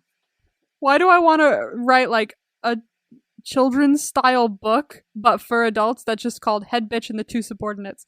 Like, I want to write a picture book that's just like meant for adults, but looks like it's a children's book, just called Head Bitch and the 2 Subordinates. Yeah, like, honestly, you should. I'd read that. That would be so funny. I'm so in. Oh my god, I'm gonna write that down before I forget it. I need an artist though. I'm not good with that shit. Oh yeah. But they're walking around being like, it's not good for the kids to have gays and lesbians roaming around. They always bring up that argument. Bigots. They always do. They always bring up kids. Mm-hmm. Like, what do you what does this have to do with kids? Like, nothing. Yeah. Honestly, I was listening to a podcast yesterday. And someone mentioned, they were like, oh god, what were they talking about? They were saying something like, honestly, the amount that you guys seem to want to think about, like, when it comes to the topic of like trans youth and everything like that, the amount of times that you keep on bringing up children's private parts is astonishing. Like, we're not Yeah. bringing it up.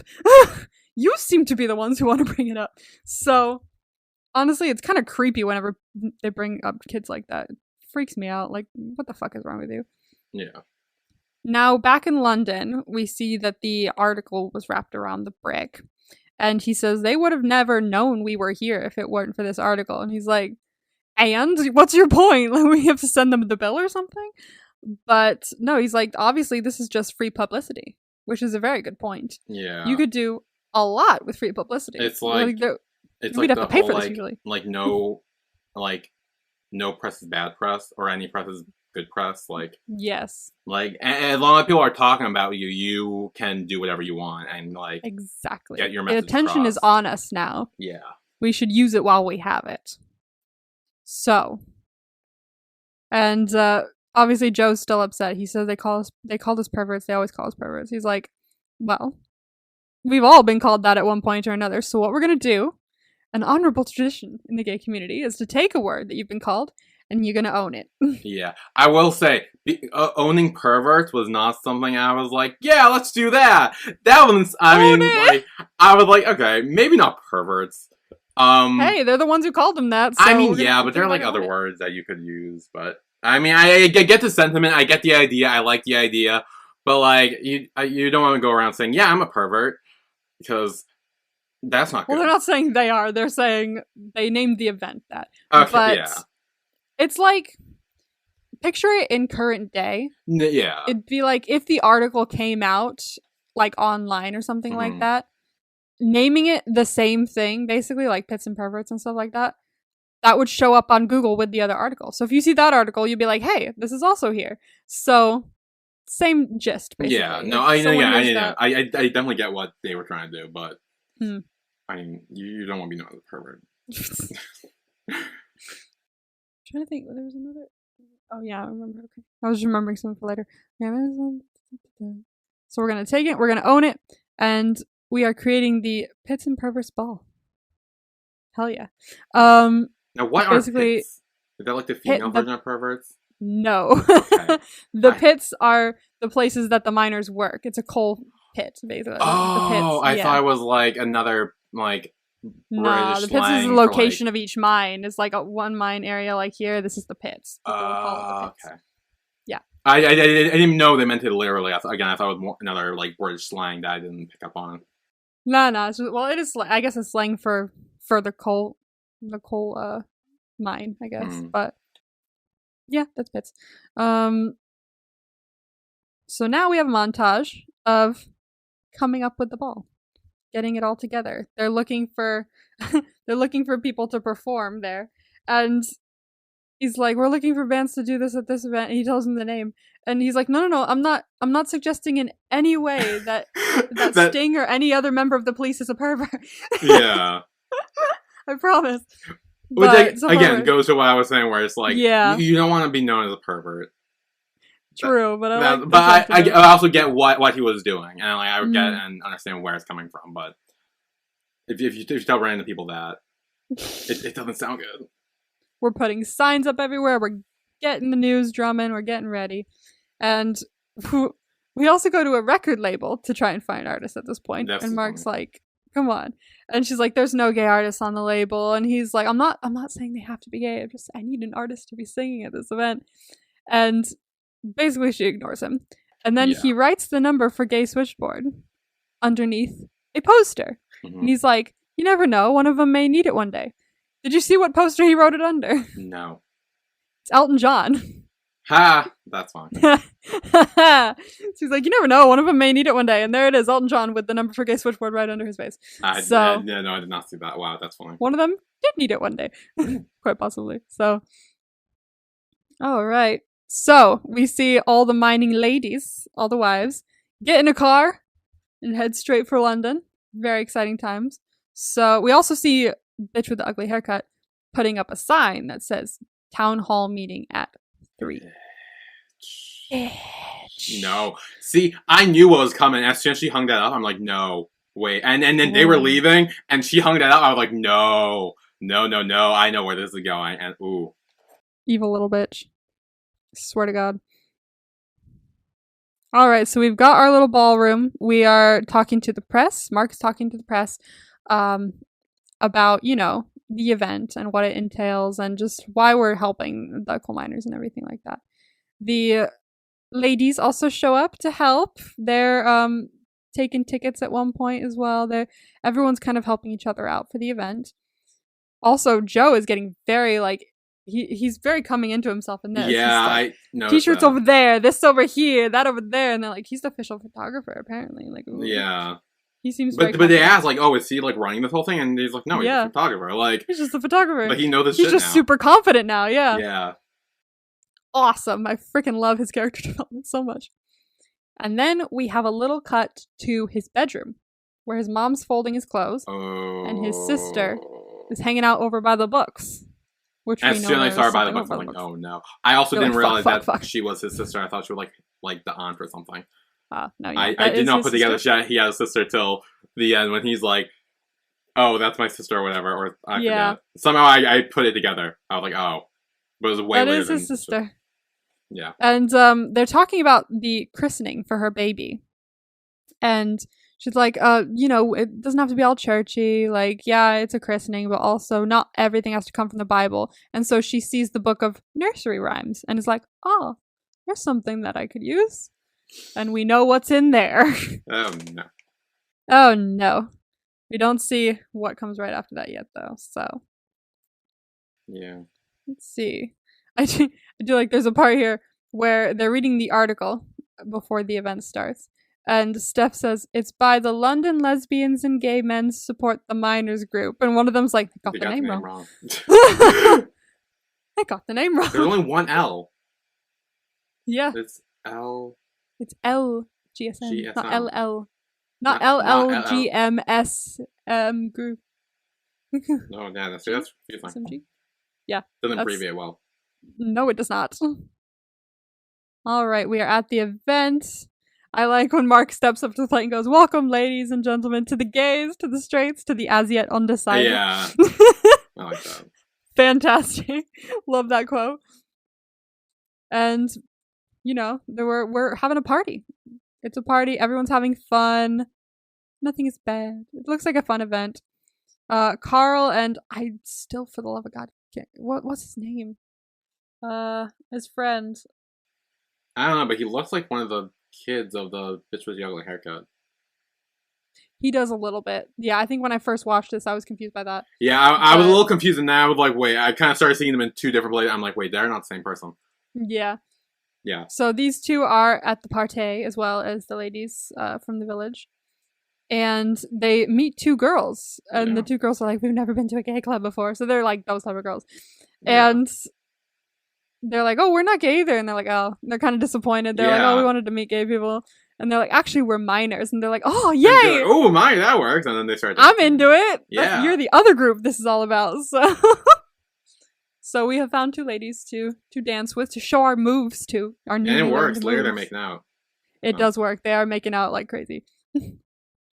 We also see Steph here talking to Joe, saying the other lesbians want me to join their breakaway group.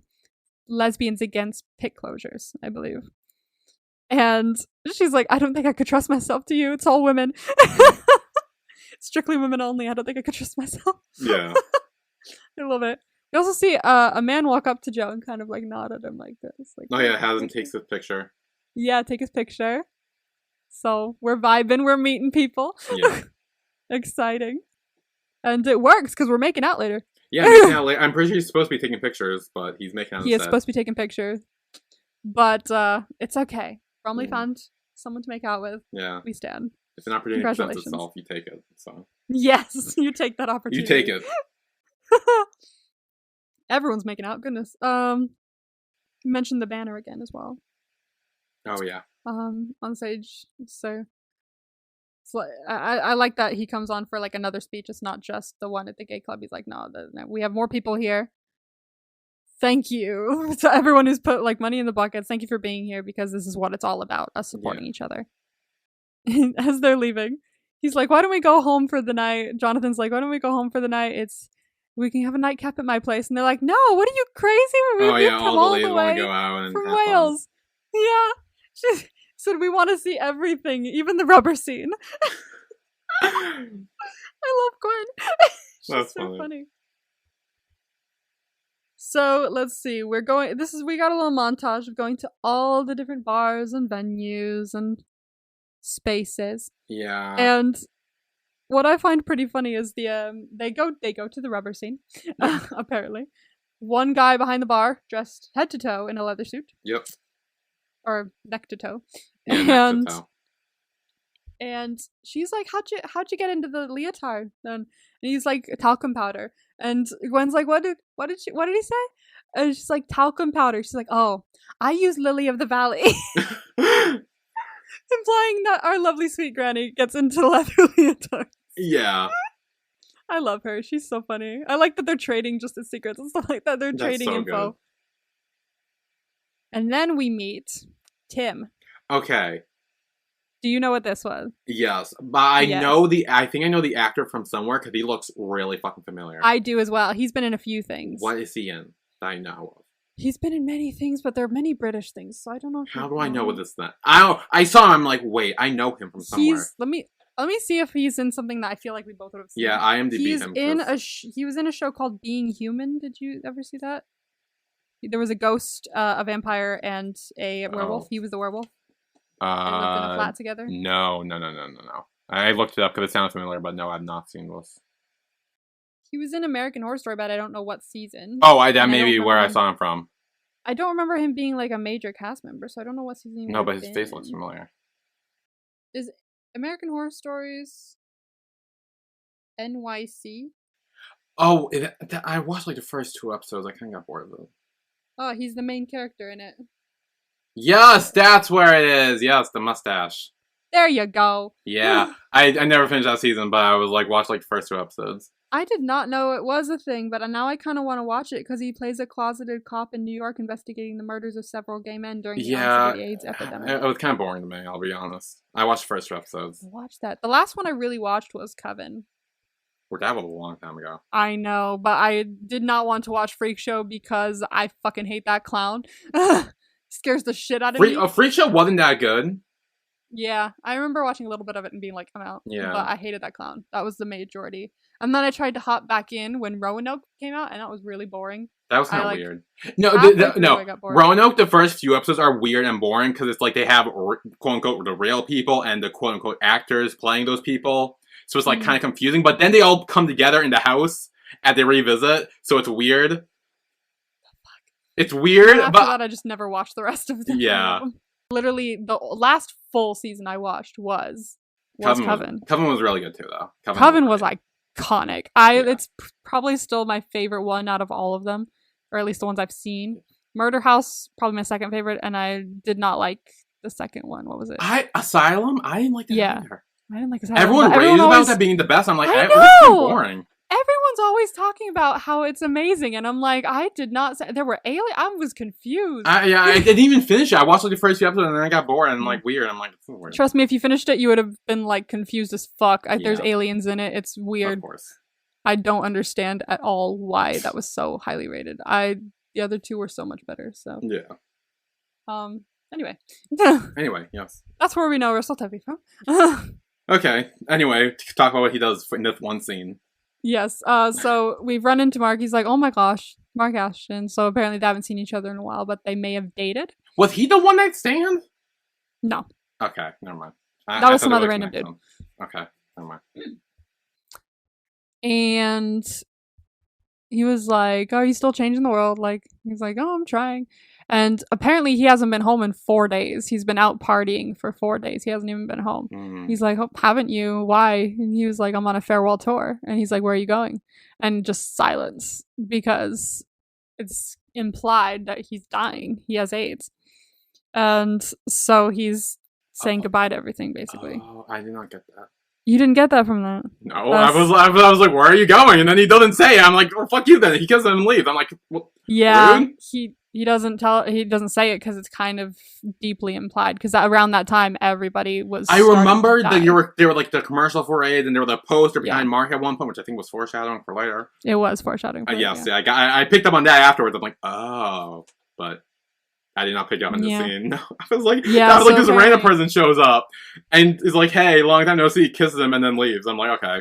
yeah. It was kind of a goodbye because he knew he was dying, and so he's just out, just partying and saying goodbye to everything. It's such a like a sad, beautiful scene, really, when you like really Well, now that I realize think like about depth it, it's behind it. sad. I didn't think about it before. It's really sad, and he tells him to take care of himself after he goes, because everyone at that time was dying from Uh, AIDS. It was just everywhere.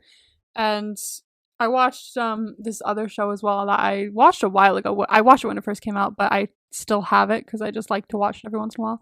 It's called When We Rise. It was on ABC. It was a short series, I believe, like a limited run one.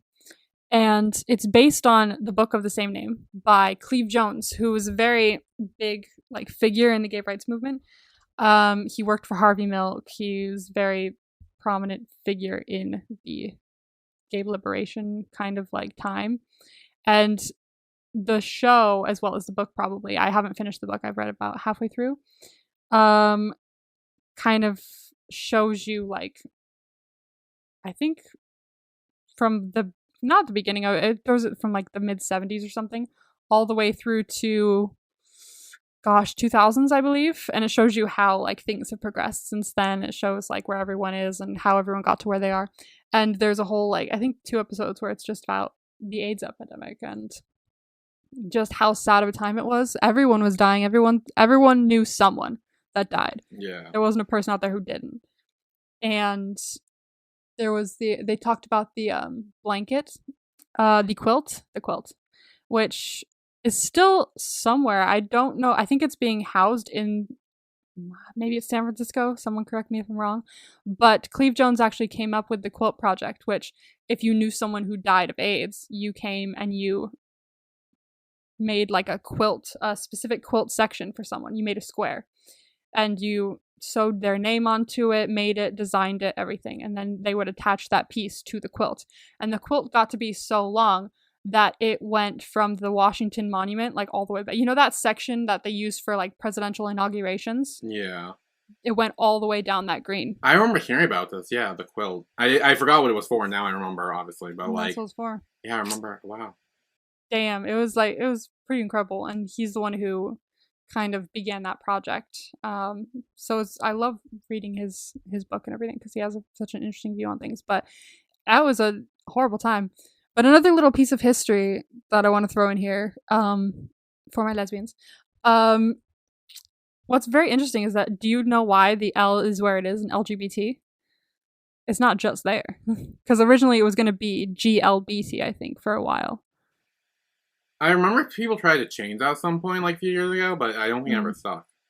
It was supposed to be GLBT, I believe, for a little bit. And then the AIDS epidemic came around, and lesbians were basically the people who came forward and nursed and took care of all these gay men that were dying. And so in a show of thank you and stuff like that, they changed it so that the L came first as a thank you to them helping during the epidemic. So I thought that was very interesting. That's interesting. Isn't that a cool piece of That's history? really interesting. I did not know that. I'm full of historical shit. I just thought it would like it sounded Shockingly. better than GLBT. LGBT I know. sounds better. I just like it's I much think it sounds harder to better that say way. GLBT, That's isn't why. it? But I wonder if that's because we've been saying LGBT for so long. That's probably what it is too. It's like, yeah, that's also part of it. But yeah, but like that's, yeah, I always thought about that. That's quite interesting. It is after the ball on our way home, and what's her name? it is Steph the girl. It's Steph and the girl, and she kisses her out of nowhere. It's funny. I was like, this is so random and doesn't get talked about at all after this. Like, what it doesn't, is this? no. I like to see it as like a moment of like just pure unadulterated humanity. Just like someone being so drunk, kissing another person and then just giggling about it and laughing and running off. It's just a pure moment of like happiness and joy that I like Yeah. to just see. Like it doesn't need to, in my opinion at least, it doesn't have like any deep meaning if you look too far into it. It doesn't necessarily need to have a deep meaning. It's just a moment of happiness that just like you need sometimes. You need little moments of pure joy or what make life livable, you know? Yeah. I thought it was fun. Yeah. I also saw like maybe the lady just like trying it out, seeing what happens from That like too, comfort. Like yeah, being like, absolutely. hey, I've been around this lesbian for a while. Yeah. Let's see what it's all about. See if there's anything there. And just being like more open minded to it now. Which Also, you never know because she was saying this whole conversation, the whole thing led up to a conversation that she was having with her. She was like, "Do you know how old I was when I married my husband?" I was like, or when I met my husband, I was 16. No, 16 like, when she was pregnant, right? Or having babies? No, she was No, I believe it's when she met her husband. Oh, maybe that's it. I thought like I became a mother at 16 or something. And she's like, I met him at 16. It's all I've been doing so far. It's like maybe she honestly like didn't realize she had another option and now she does or something. Like there's many ways that you can go with this scene, but it just always makes me giggle because it's just there. It's fun. It's just fun, you know? Yeah. And then we have the women in Jonathan and oh my god, this was hilarious.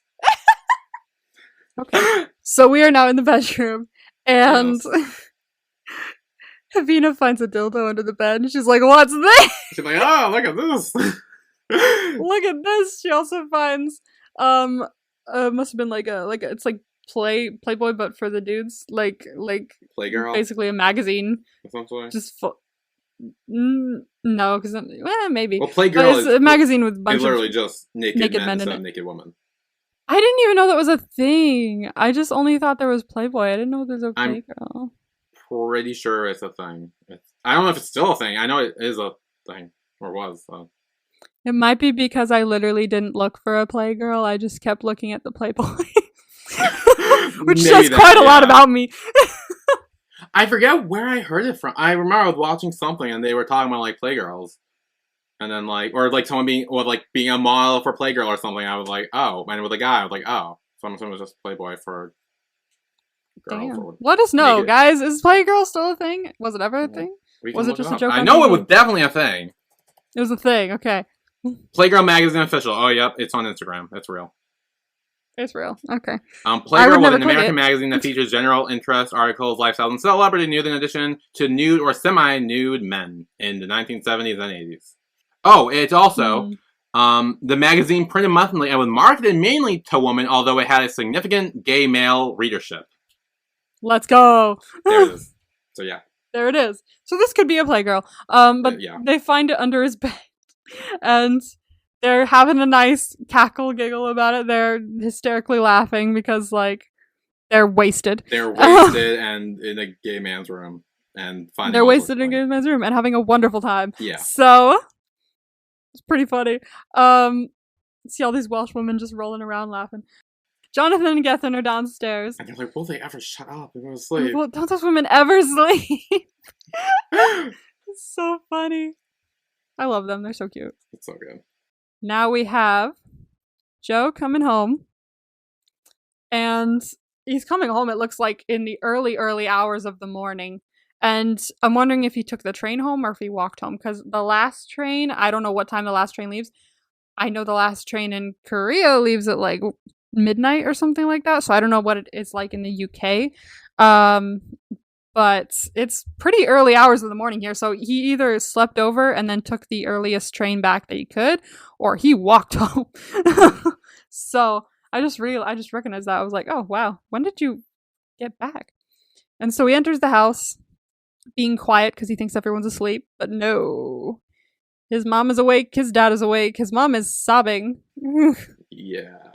And lo and behold, on the table are the bunch of pictures and news articles about LGSM. So, the parents now know. Secret's out. Secret's out. Not good. We cut away, so we don't know what happens yet. And everyone's kind of hanging out in the bookshop right now.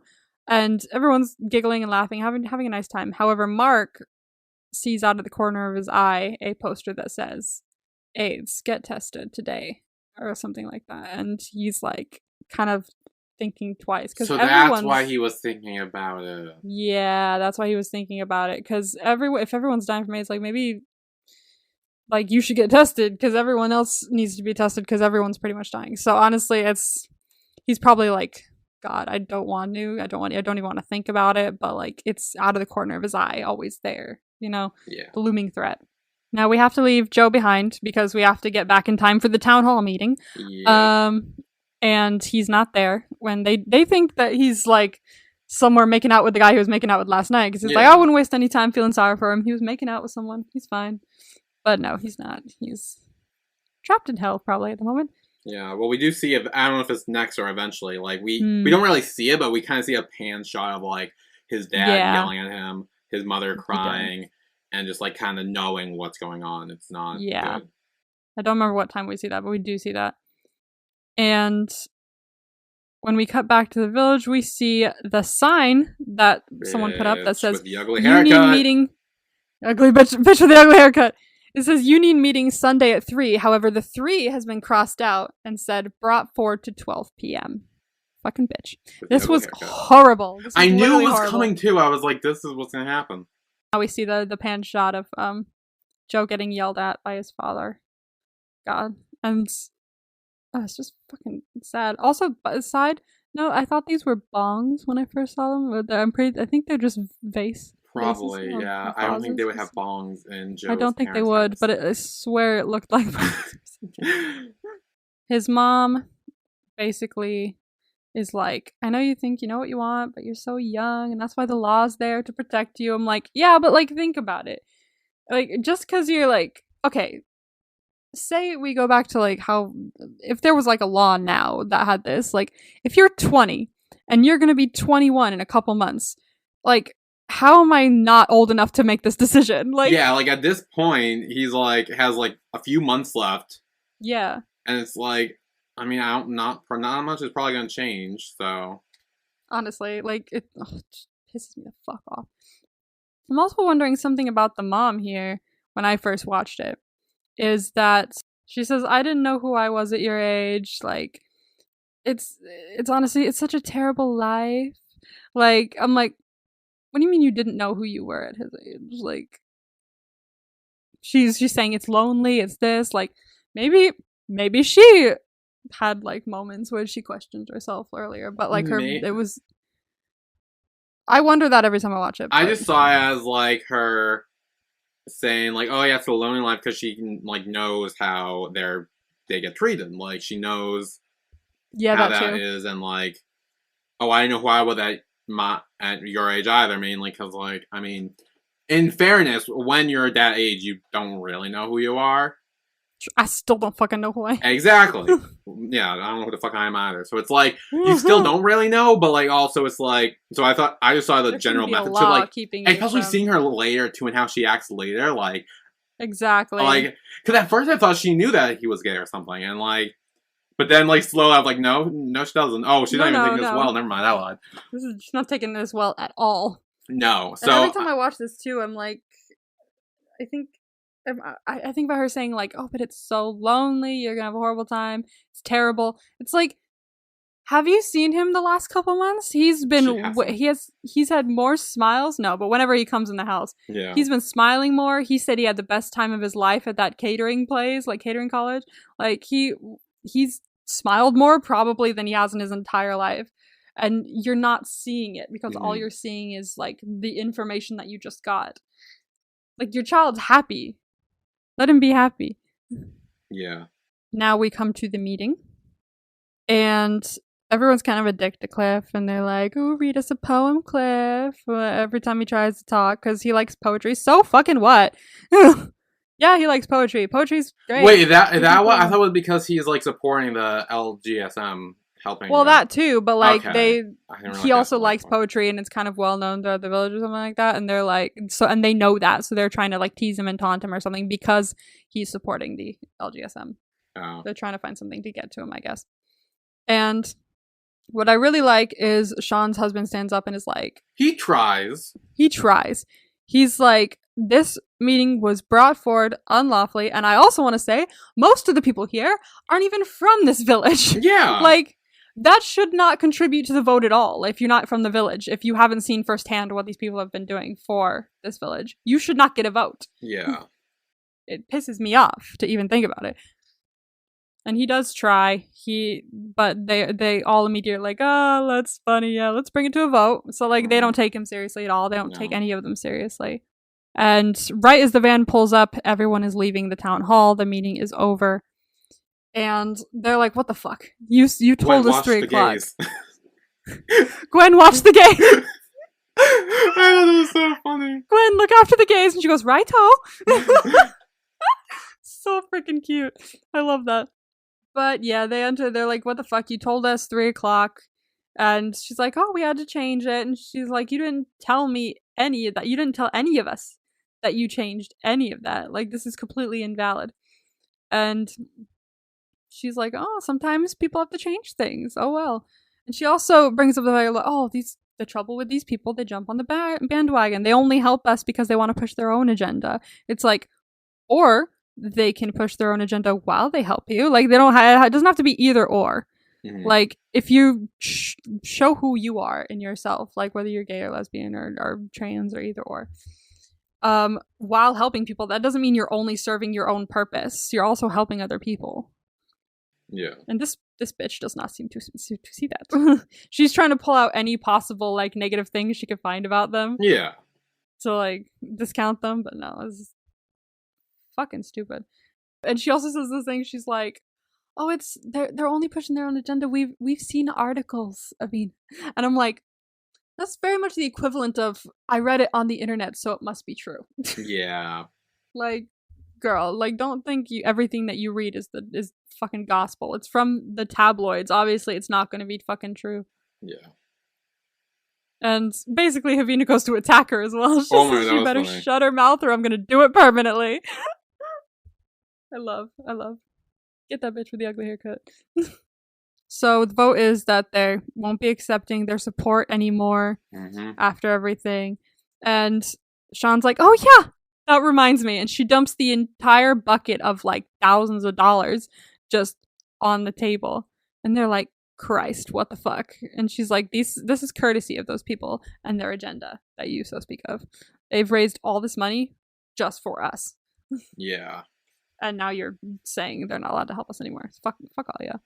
And she does say to her husband, I don't suppose you opened your mouth, did you? Like, I know. I'm like, he tried. Like, he actually tried. He did.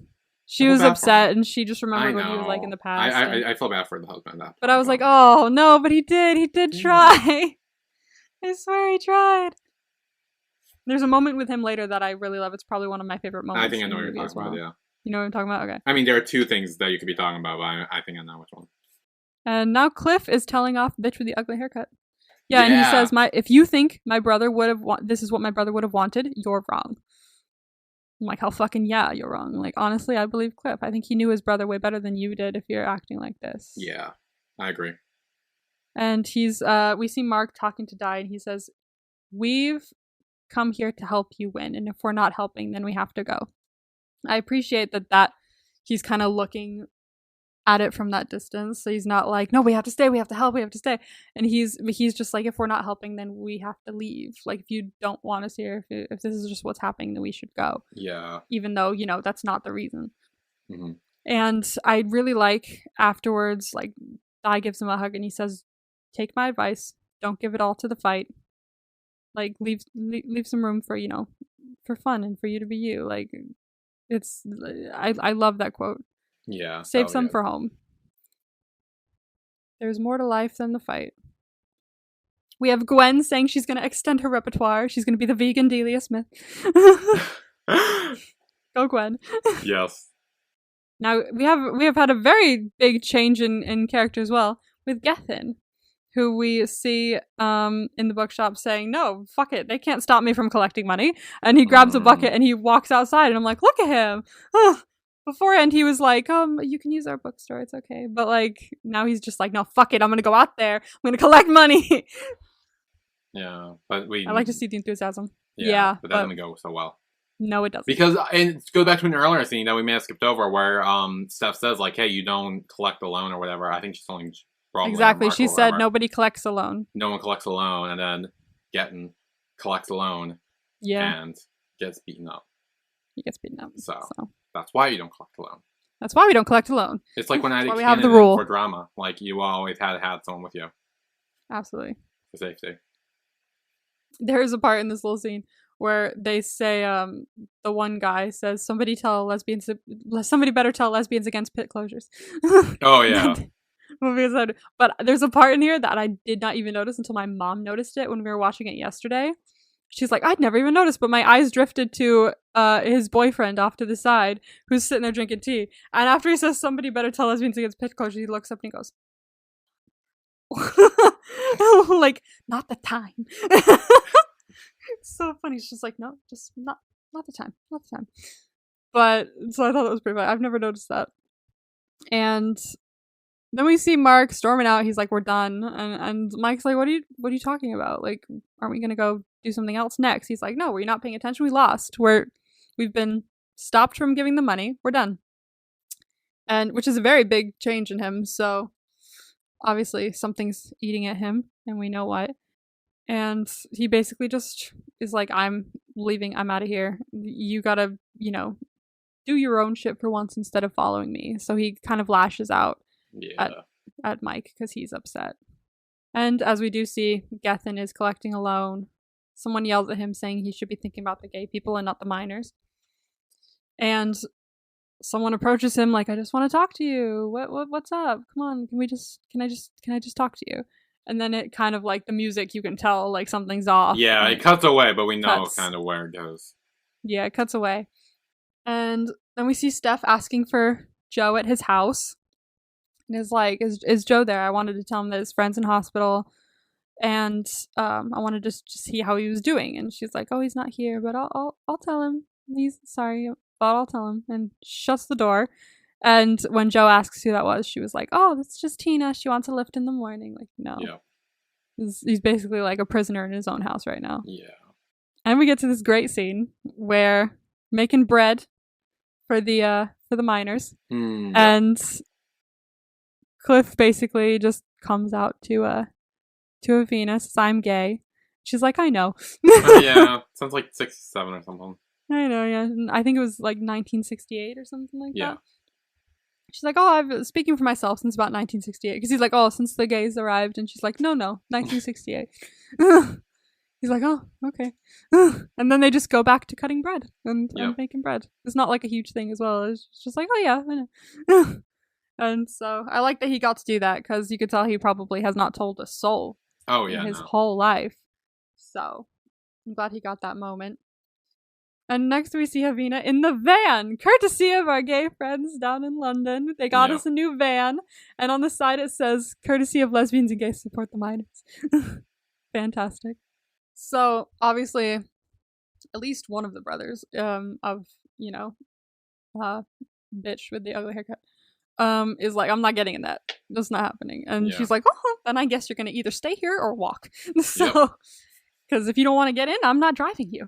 Yeah. So everyone does end up getting in, and we see this man notice the van as they're driving there, and he's like, "Oh, are you? By this.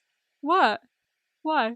It was so random. Like, I'm like, well, he sees the sign that says lesbians and gay men support the minors on the side of the van, and he's like, "Oh, are you a lesbian then?" And she's like, "That's right. We're just heading down to the city for a massive les-off." And kind of, honestly, and you see one of the brothers in the back start to giggle. Laughs, one of them is like laughing. He's loosening up. He's kind of getting there. We're getting there, slowly but surely. One of them so far. Hopefully by the end we'll have two. We'll see. But I'm pretty sure we do have two. That was the other one, right? I think it's two. I think it's both of them. I think it's both of them. I'm pretty sure it is both. Is it both of them? Oh, you're just taking pictures, so you can... Yeah, I'm taking a picture of both of them so that I actually have frame of reference, because for the life of me, I just can't pinpoint between the two. So we then get to Monday, March 4th, 1985. says the news reader on the TV is saying Britain's longest running national strike is over. So the miners' strike is over. Yes. They've all voted to go back to work, even though they have not been able to get the demands that they were looking for. At least all the demands. I'm not sure otherwise, but they have not. They've pretty much lost. And obviously Joe sees this on the TV and he's very upset about it. He's like, shit, like this is not what we were looking for. And you can hear as he's rushing out, his mom is like, oh, did you see the news? Thank God for that. His mom is like saying, oh, thank goodness. But obviously, as someone who's invested now, Joe's like, no, not thank God. This is horrible. I have to go make sure they're okay. Yeah. There's a bug outside my window.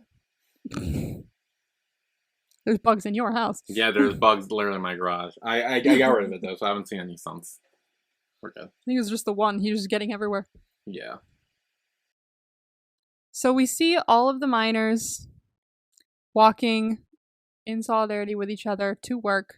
Their wives and children are standing outside holding signs and saying and clapping and saying, good job, you did really well for a year, trying your best to get better conditions. But if it has to be done, it has to be done. Instruments are playing and everything. And when Joe shows up, this is my favorite moment with Sean's husband. Oh yeah. This is probably my favorite moment of the movie. Yeah, that's sweet. And he sees him, and the second he sees him is he walks up to him and he hugs him, which is so different from how he was at the beginning of the movie. Yeah.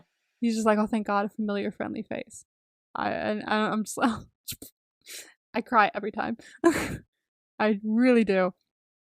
And off in the distance, we see Mark. So Mark has shown up to see the miners as well as they go off to work. And he doesn't look like he's been having a great time. He's got his hood up. He looks a bit dark. Like, he doesn't look like he's having the greatest time right now. And Joe's like, there you are. Where have you been? I've been on house arrest. I've been trying to ring Steph and she won't pick up. And he was like, I basically did leave home. I literally left in the middle of the night. I didn't even tell him I was going. He said, that's not leaving. That's running away. You need to leave. Like, you need to be like, hi, I'm not coming back. And you need to walk out the house. Otherwise, it's running away, which I do see. And Mark is saying, life is short. You got to do that because life is really short. And he keeps repeating that. I'm like, oh, fuck, this is not good. Like, he's like really... Looking back on it, I did not put this together. So I was like, oh, wow. Yeah. Now you see all the little things that contribute to it. Yeah. This is all it. That's why one of the reasons I like this movie is it happens during the AIDS epidemic, but it's not about AIDS. But you do, because it was such a significant point in everyone's life, it's sprinkled throughout the movie. So there are little instances where someone will say something and you'll go, oh, I know what they're talking about there. Yeah. And it's kind of this underlying note of the movie. It's always there. Yeah. He also gives him a little button that says, I am discreetly gay. All right. And then we drove back to London. And now that we know Gethin's in the hospital, Joe goes to visit him with Sean. And he's doing all right better. He's doing much better. He's got some cuts and bruises on his face, apparently, but he was worse, apparently. So it's good to see him doing better. And Jonathan goes out to change his flowers. And Gethin lets Sean know that he has HIV. He has AIDS. So he needs to be looked after, even though he's the one in the hospital. And also his mom shows up. Yeah. So that's nice. So we do see that did go well. And his mom's back in his life and she's coming to see him at the hospital. So that's good for Gethin. And so then we see Jonathan and Sean talking and he's telling her about his diagnosis, about AIDS and everything. And apparently when it first started, they were giving out all these numbers depending on when you were diagnosed. Yeah. And he got number 2. So he was very early. Very early on diagnosed with AIDS. He was the second person to be diagnosed in the UK. And he's still alive, which is great. He said he thinks the weed is what's keeping him alive. Yes, bitch. I agree. And he said, so what are you going to do now after this? And she said, well, I'm a wife and a mother. My life goes back to normal. He said it shouldn't. Like, yeah. you've been helping us as much as we've been helping you. And I think you could do really well, like, speaking to people. You have a fantastic mind. You could do so much with it. And she takes that advice, as we see later on in the movie, which is great. Yeah. And then we see Joe go back home so he can leave. Yes, he goes back We're home. gonna leave. To leave. To leave. Go back home to leave. So he shows up at the house with the van. Yes, with the van. With the van. During the christening or whatever. During the christening. Wonderful timing here. We also see, just in this one sentence, we kind of see how much he changes as well. Because he's very withdrawn at the beginning of the movie. He's very quiet. And then as they pull up to the thing, you just hear him go, oh shit. Yeah. Like, it's very different from how he was at the beginning of the movie. All right, he goes into the house. And after he goes into the house, we see his mom come around the side. And Sean is so nice. She's like, oh, hi, you must be Joe's mom. Yeah. She's such a sweetheart. And his mom's freaking out, like, can you please remove your van from my property? Like, flipping out. She's having a full-on, like... Yeah. She's freaking out. She's freaking out. And Sean says, I really hope you appreciate him because there's a whole village back in Wales that thinks he's a hero. Yeah. And I love that she said that because I'm like, how could you honestly look at your son and go, oh, you're a deviant, or I don't accept you, I don't like you, I don't like this about you, whatever, when he's a hero somewhere else. It's just so interesting to me. Like, how can you look at that and say that doesn't matter, this is what matters? Like, what? It's shocking to me.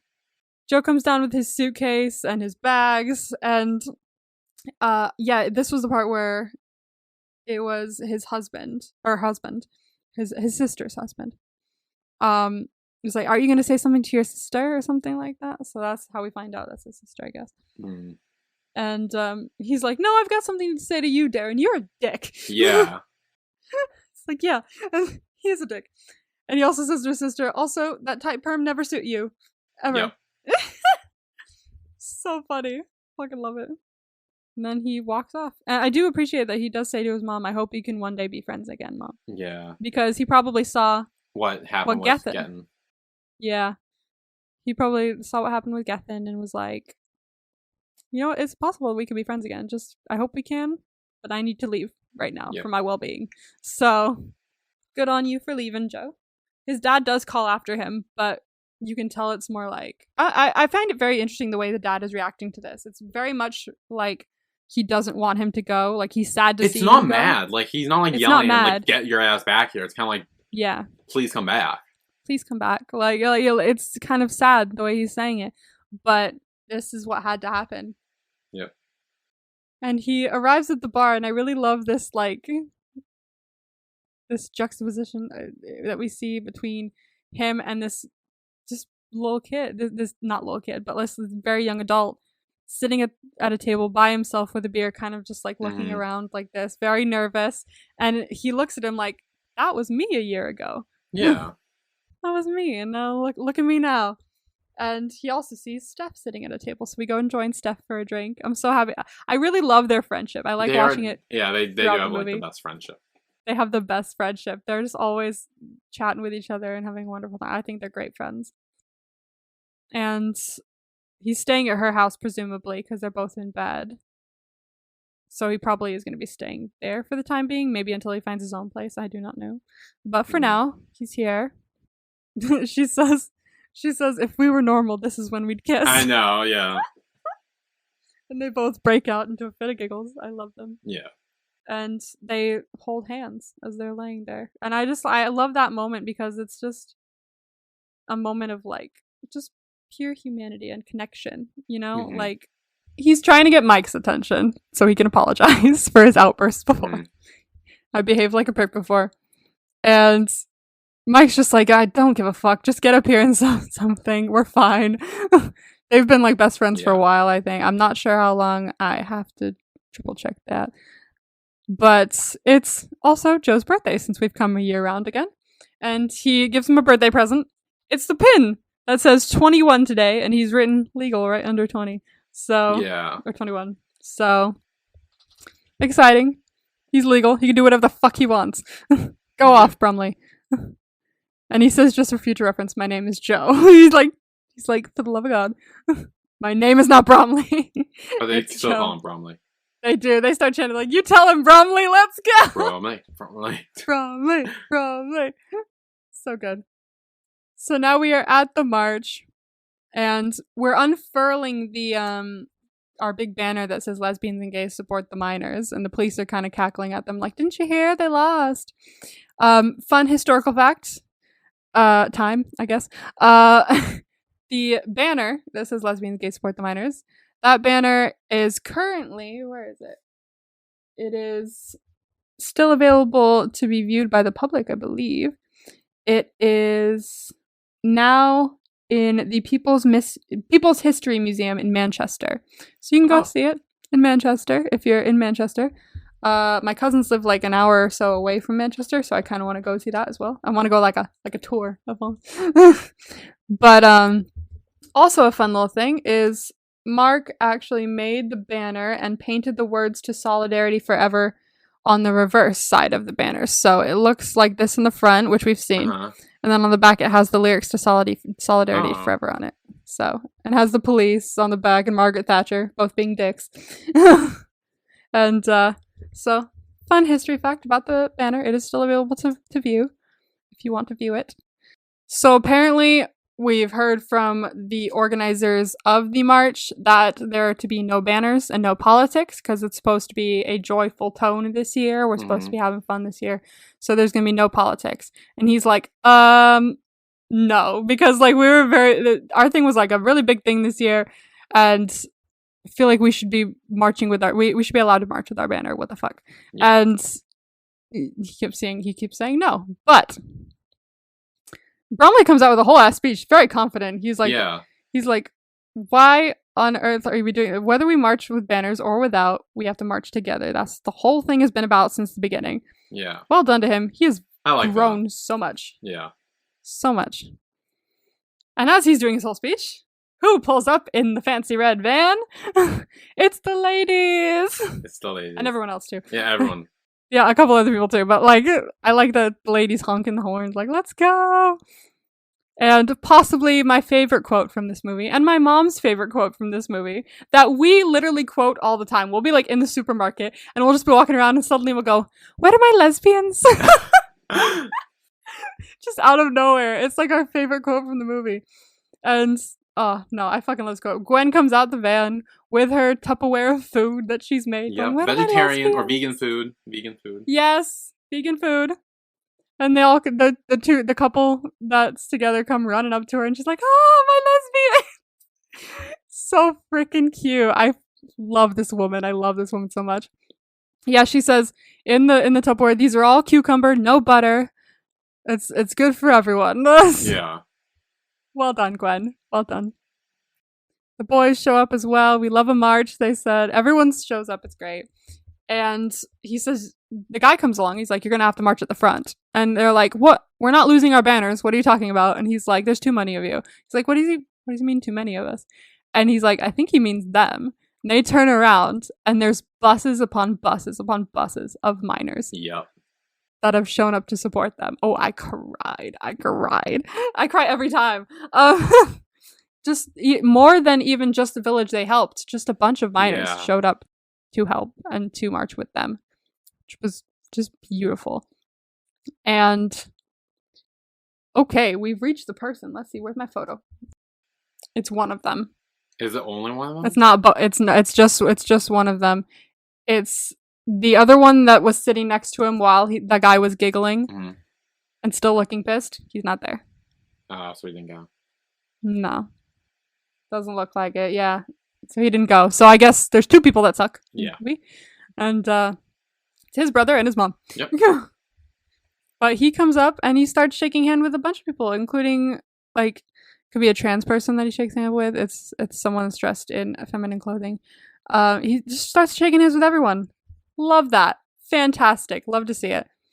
Of course, obviously, bare minimum, but that's what they needed back then. We needed, at least the bare minimum. Yeah.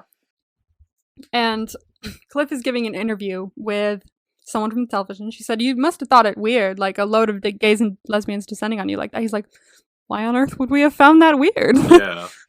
What? I fucking love this movie. I fucking love this movie.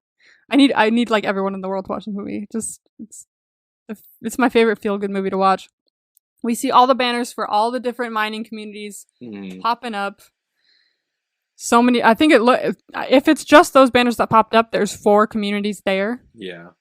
We've got Steph with the sign that says "Screw you, Thatcher" on it, and Bromley this time is happily holding up the sign, like just all confident, like holding it up. And Mike's like, "Are you not worried about being too visible this time?" Shut up and march, he says. Shut up and march. Yep. And then we get some information here at the end while everyone's marching. Yeah. So on June 29th, 1985, London's Gay Pride March was led by Welsh miners in a show of solidarity for the LGSM's support during the strike. I also like during this that Cliff sees a banner that says gay poetry. And because he likes poetry, he's like, oh, maybe I can find a community here that I can share poetry with. So I like that he's starting to find a community that he can go to. All right, we have Sean James enrolled at Swansea University and graduated with a degree from the Welsh Language Department. Yes, she did. In 2005, she was elected Member of Parliament for Swansea East, the first woman ever to serve that constituency. Sick. Awesome. Fucking love it. Good for her. Jonathan Blake was one of the first people to be diagnosed HIV positive in the UK. And it says here, he recently celebrated his 65th birthday. I checked in. He has now recently celebrated his 73rd birthday. So he is still alive. I was going to ask, is he still alive? And yeah, wow. He is. He's still alive, and he is still an activist as well. He has a Twitter. Oh. Posting all sorts of activist shit. Love to see it. Mark Ashton continued to fight for political and civil rights causes. Let's see, he died on February 11th, 1987, just days after his diagnosis with AIDS. So he didn't get diagnosed until February, 2 years from this. And then he died just a couple days after, and he was 26. Yeah. So it's honestly, I fucking cry in shame when I think about it, because like if he just did this when he was like 24, and this was such an important piece of like queer history that not a lot of people touch on, and he helped with like a bunch of other people to create this great movement, great piece of history when he was just 24. Yeah. 23, 24. And think of what else he could have done, and he couldn't because he died. He was 26. It's such a shame. I always think about what he could have done, and it's all just gone now. It's so upset about it. That is a horrible, hard time for people. We have a year after the strike ended, a motion was tabled at the Labour Party conference to enshrine gay and lesbian rights into the party's manifesto.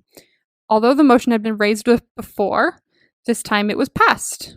This was due in part to a block vote of total approval from one key union, the National Union of Mine Workers. Yes. You help me, I help you. You support me, I support you. That's what I love about life. That's what I think people need more of that these days. It's like, you support me, I support you. Like, let's just support each other. Why the fuck not? We're all humans. We're all trudging through this weird, horrible life that we don't know what the fuck we're doing with. Mm-hmm. Why not just support each other? Yeah. Come on. So, as long as you're not trudging on my rights, like, just support each other. Yeah. Who gives a fuck? But that is the end of the movie. My last piece of historical there's more data. Okay. Is obviously, I said before, the Gaze the Word bookshop is still there in London, and right above the sign for Gaze the Word, right above the door, there's a sign right here that says Mark Ashton. They've put that up there for him. It says, lesbian gay support the miners, Mark Ashton, 1960 to 1987. Political and community activist, LGSM met at the Gaze the Word bookshop on this site in 1984 and 1985. No. So, very cool. I like that they put that there for him as well. Another small thing that I found was that, let's see, there were 11 LGSM groups in the end. There were like some across the whole like country. There was one in Manchester, one probably in Wales. Like there was a bunch all over. It wasn't just the one. So very cool little piece of historical media there.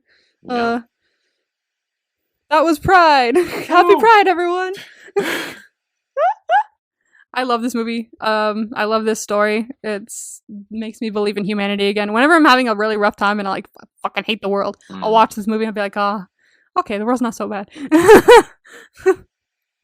So yeah, Yeah, no. how'd you like it? Yeah, overall, I did enjoy it. I thought it was really fun. Really interesting at points, and yeah. Mm.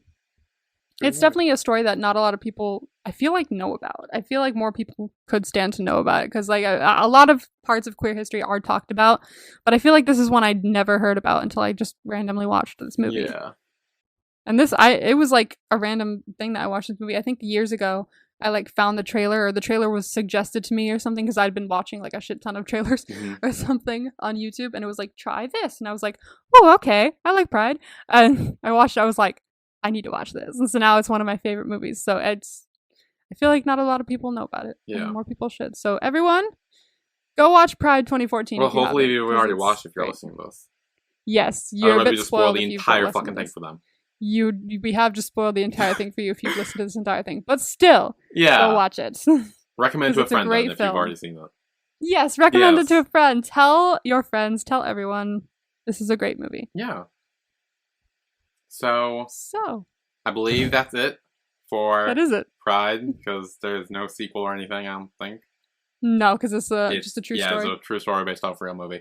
But yeah, I think next week we will be back with our regular schedule programming. I think we'll be back. Yeah, would that be? Yeah, I believe so. That sounds about right. So yeah, if not, oops, you'll hear from us at some point. Yeah, but I'm pretty sure that's we'll be back with Cutie Pie and Scum season 4. Yeah. Yeah. And if y'all remember from the promo vibes, it's gonna be a hot damn kind of Monday. Oh, I forgot that was. You're welcome. I just reminded you. I completely forgot. Oh yeah, and weird stuff with the dog. Oh yeah, I remember. Oh yeah. Okay. Right. I think it's in that episode. I don't know. We'll see. Anyway, yeah. So yeah, we will see you all next week. See you then. Bye, everyone. Bye.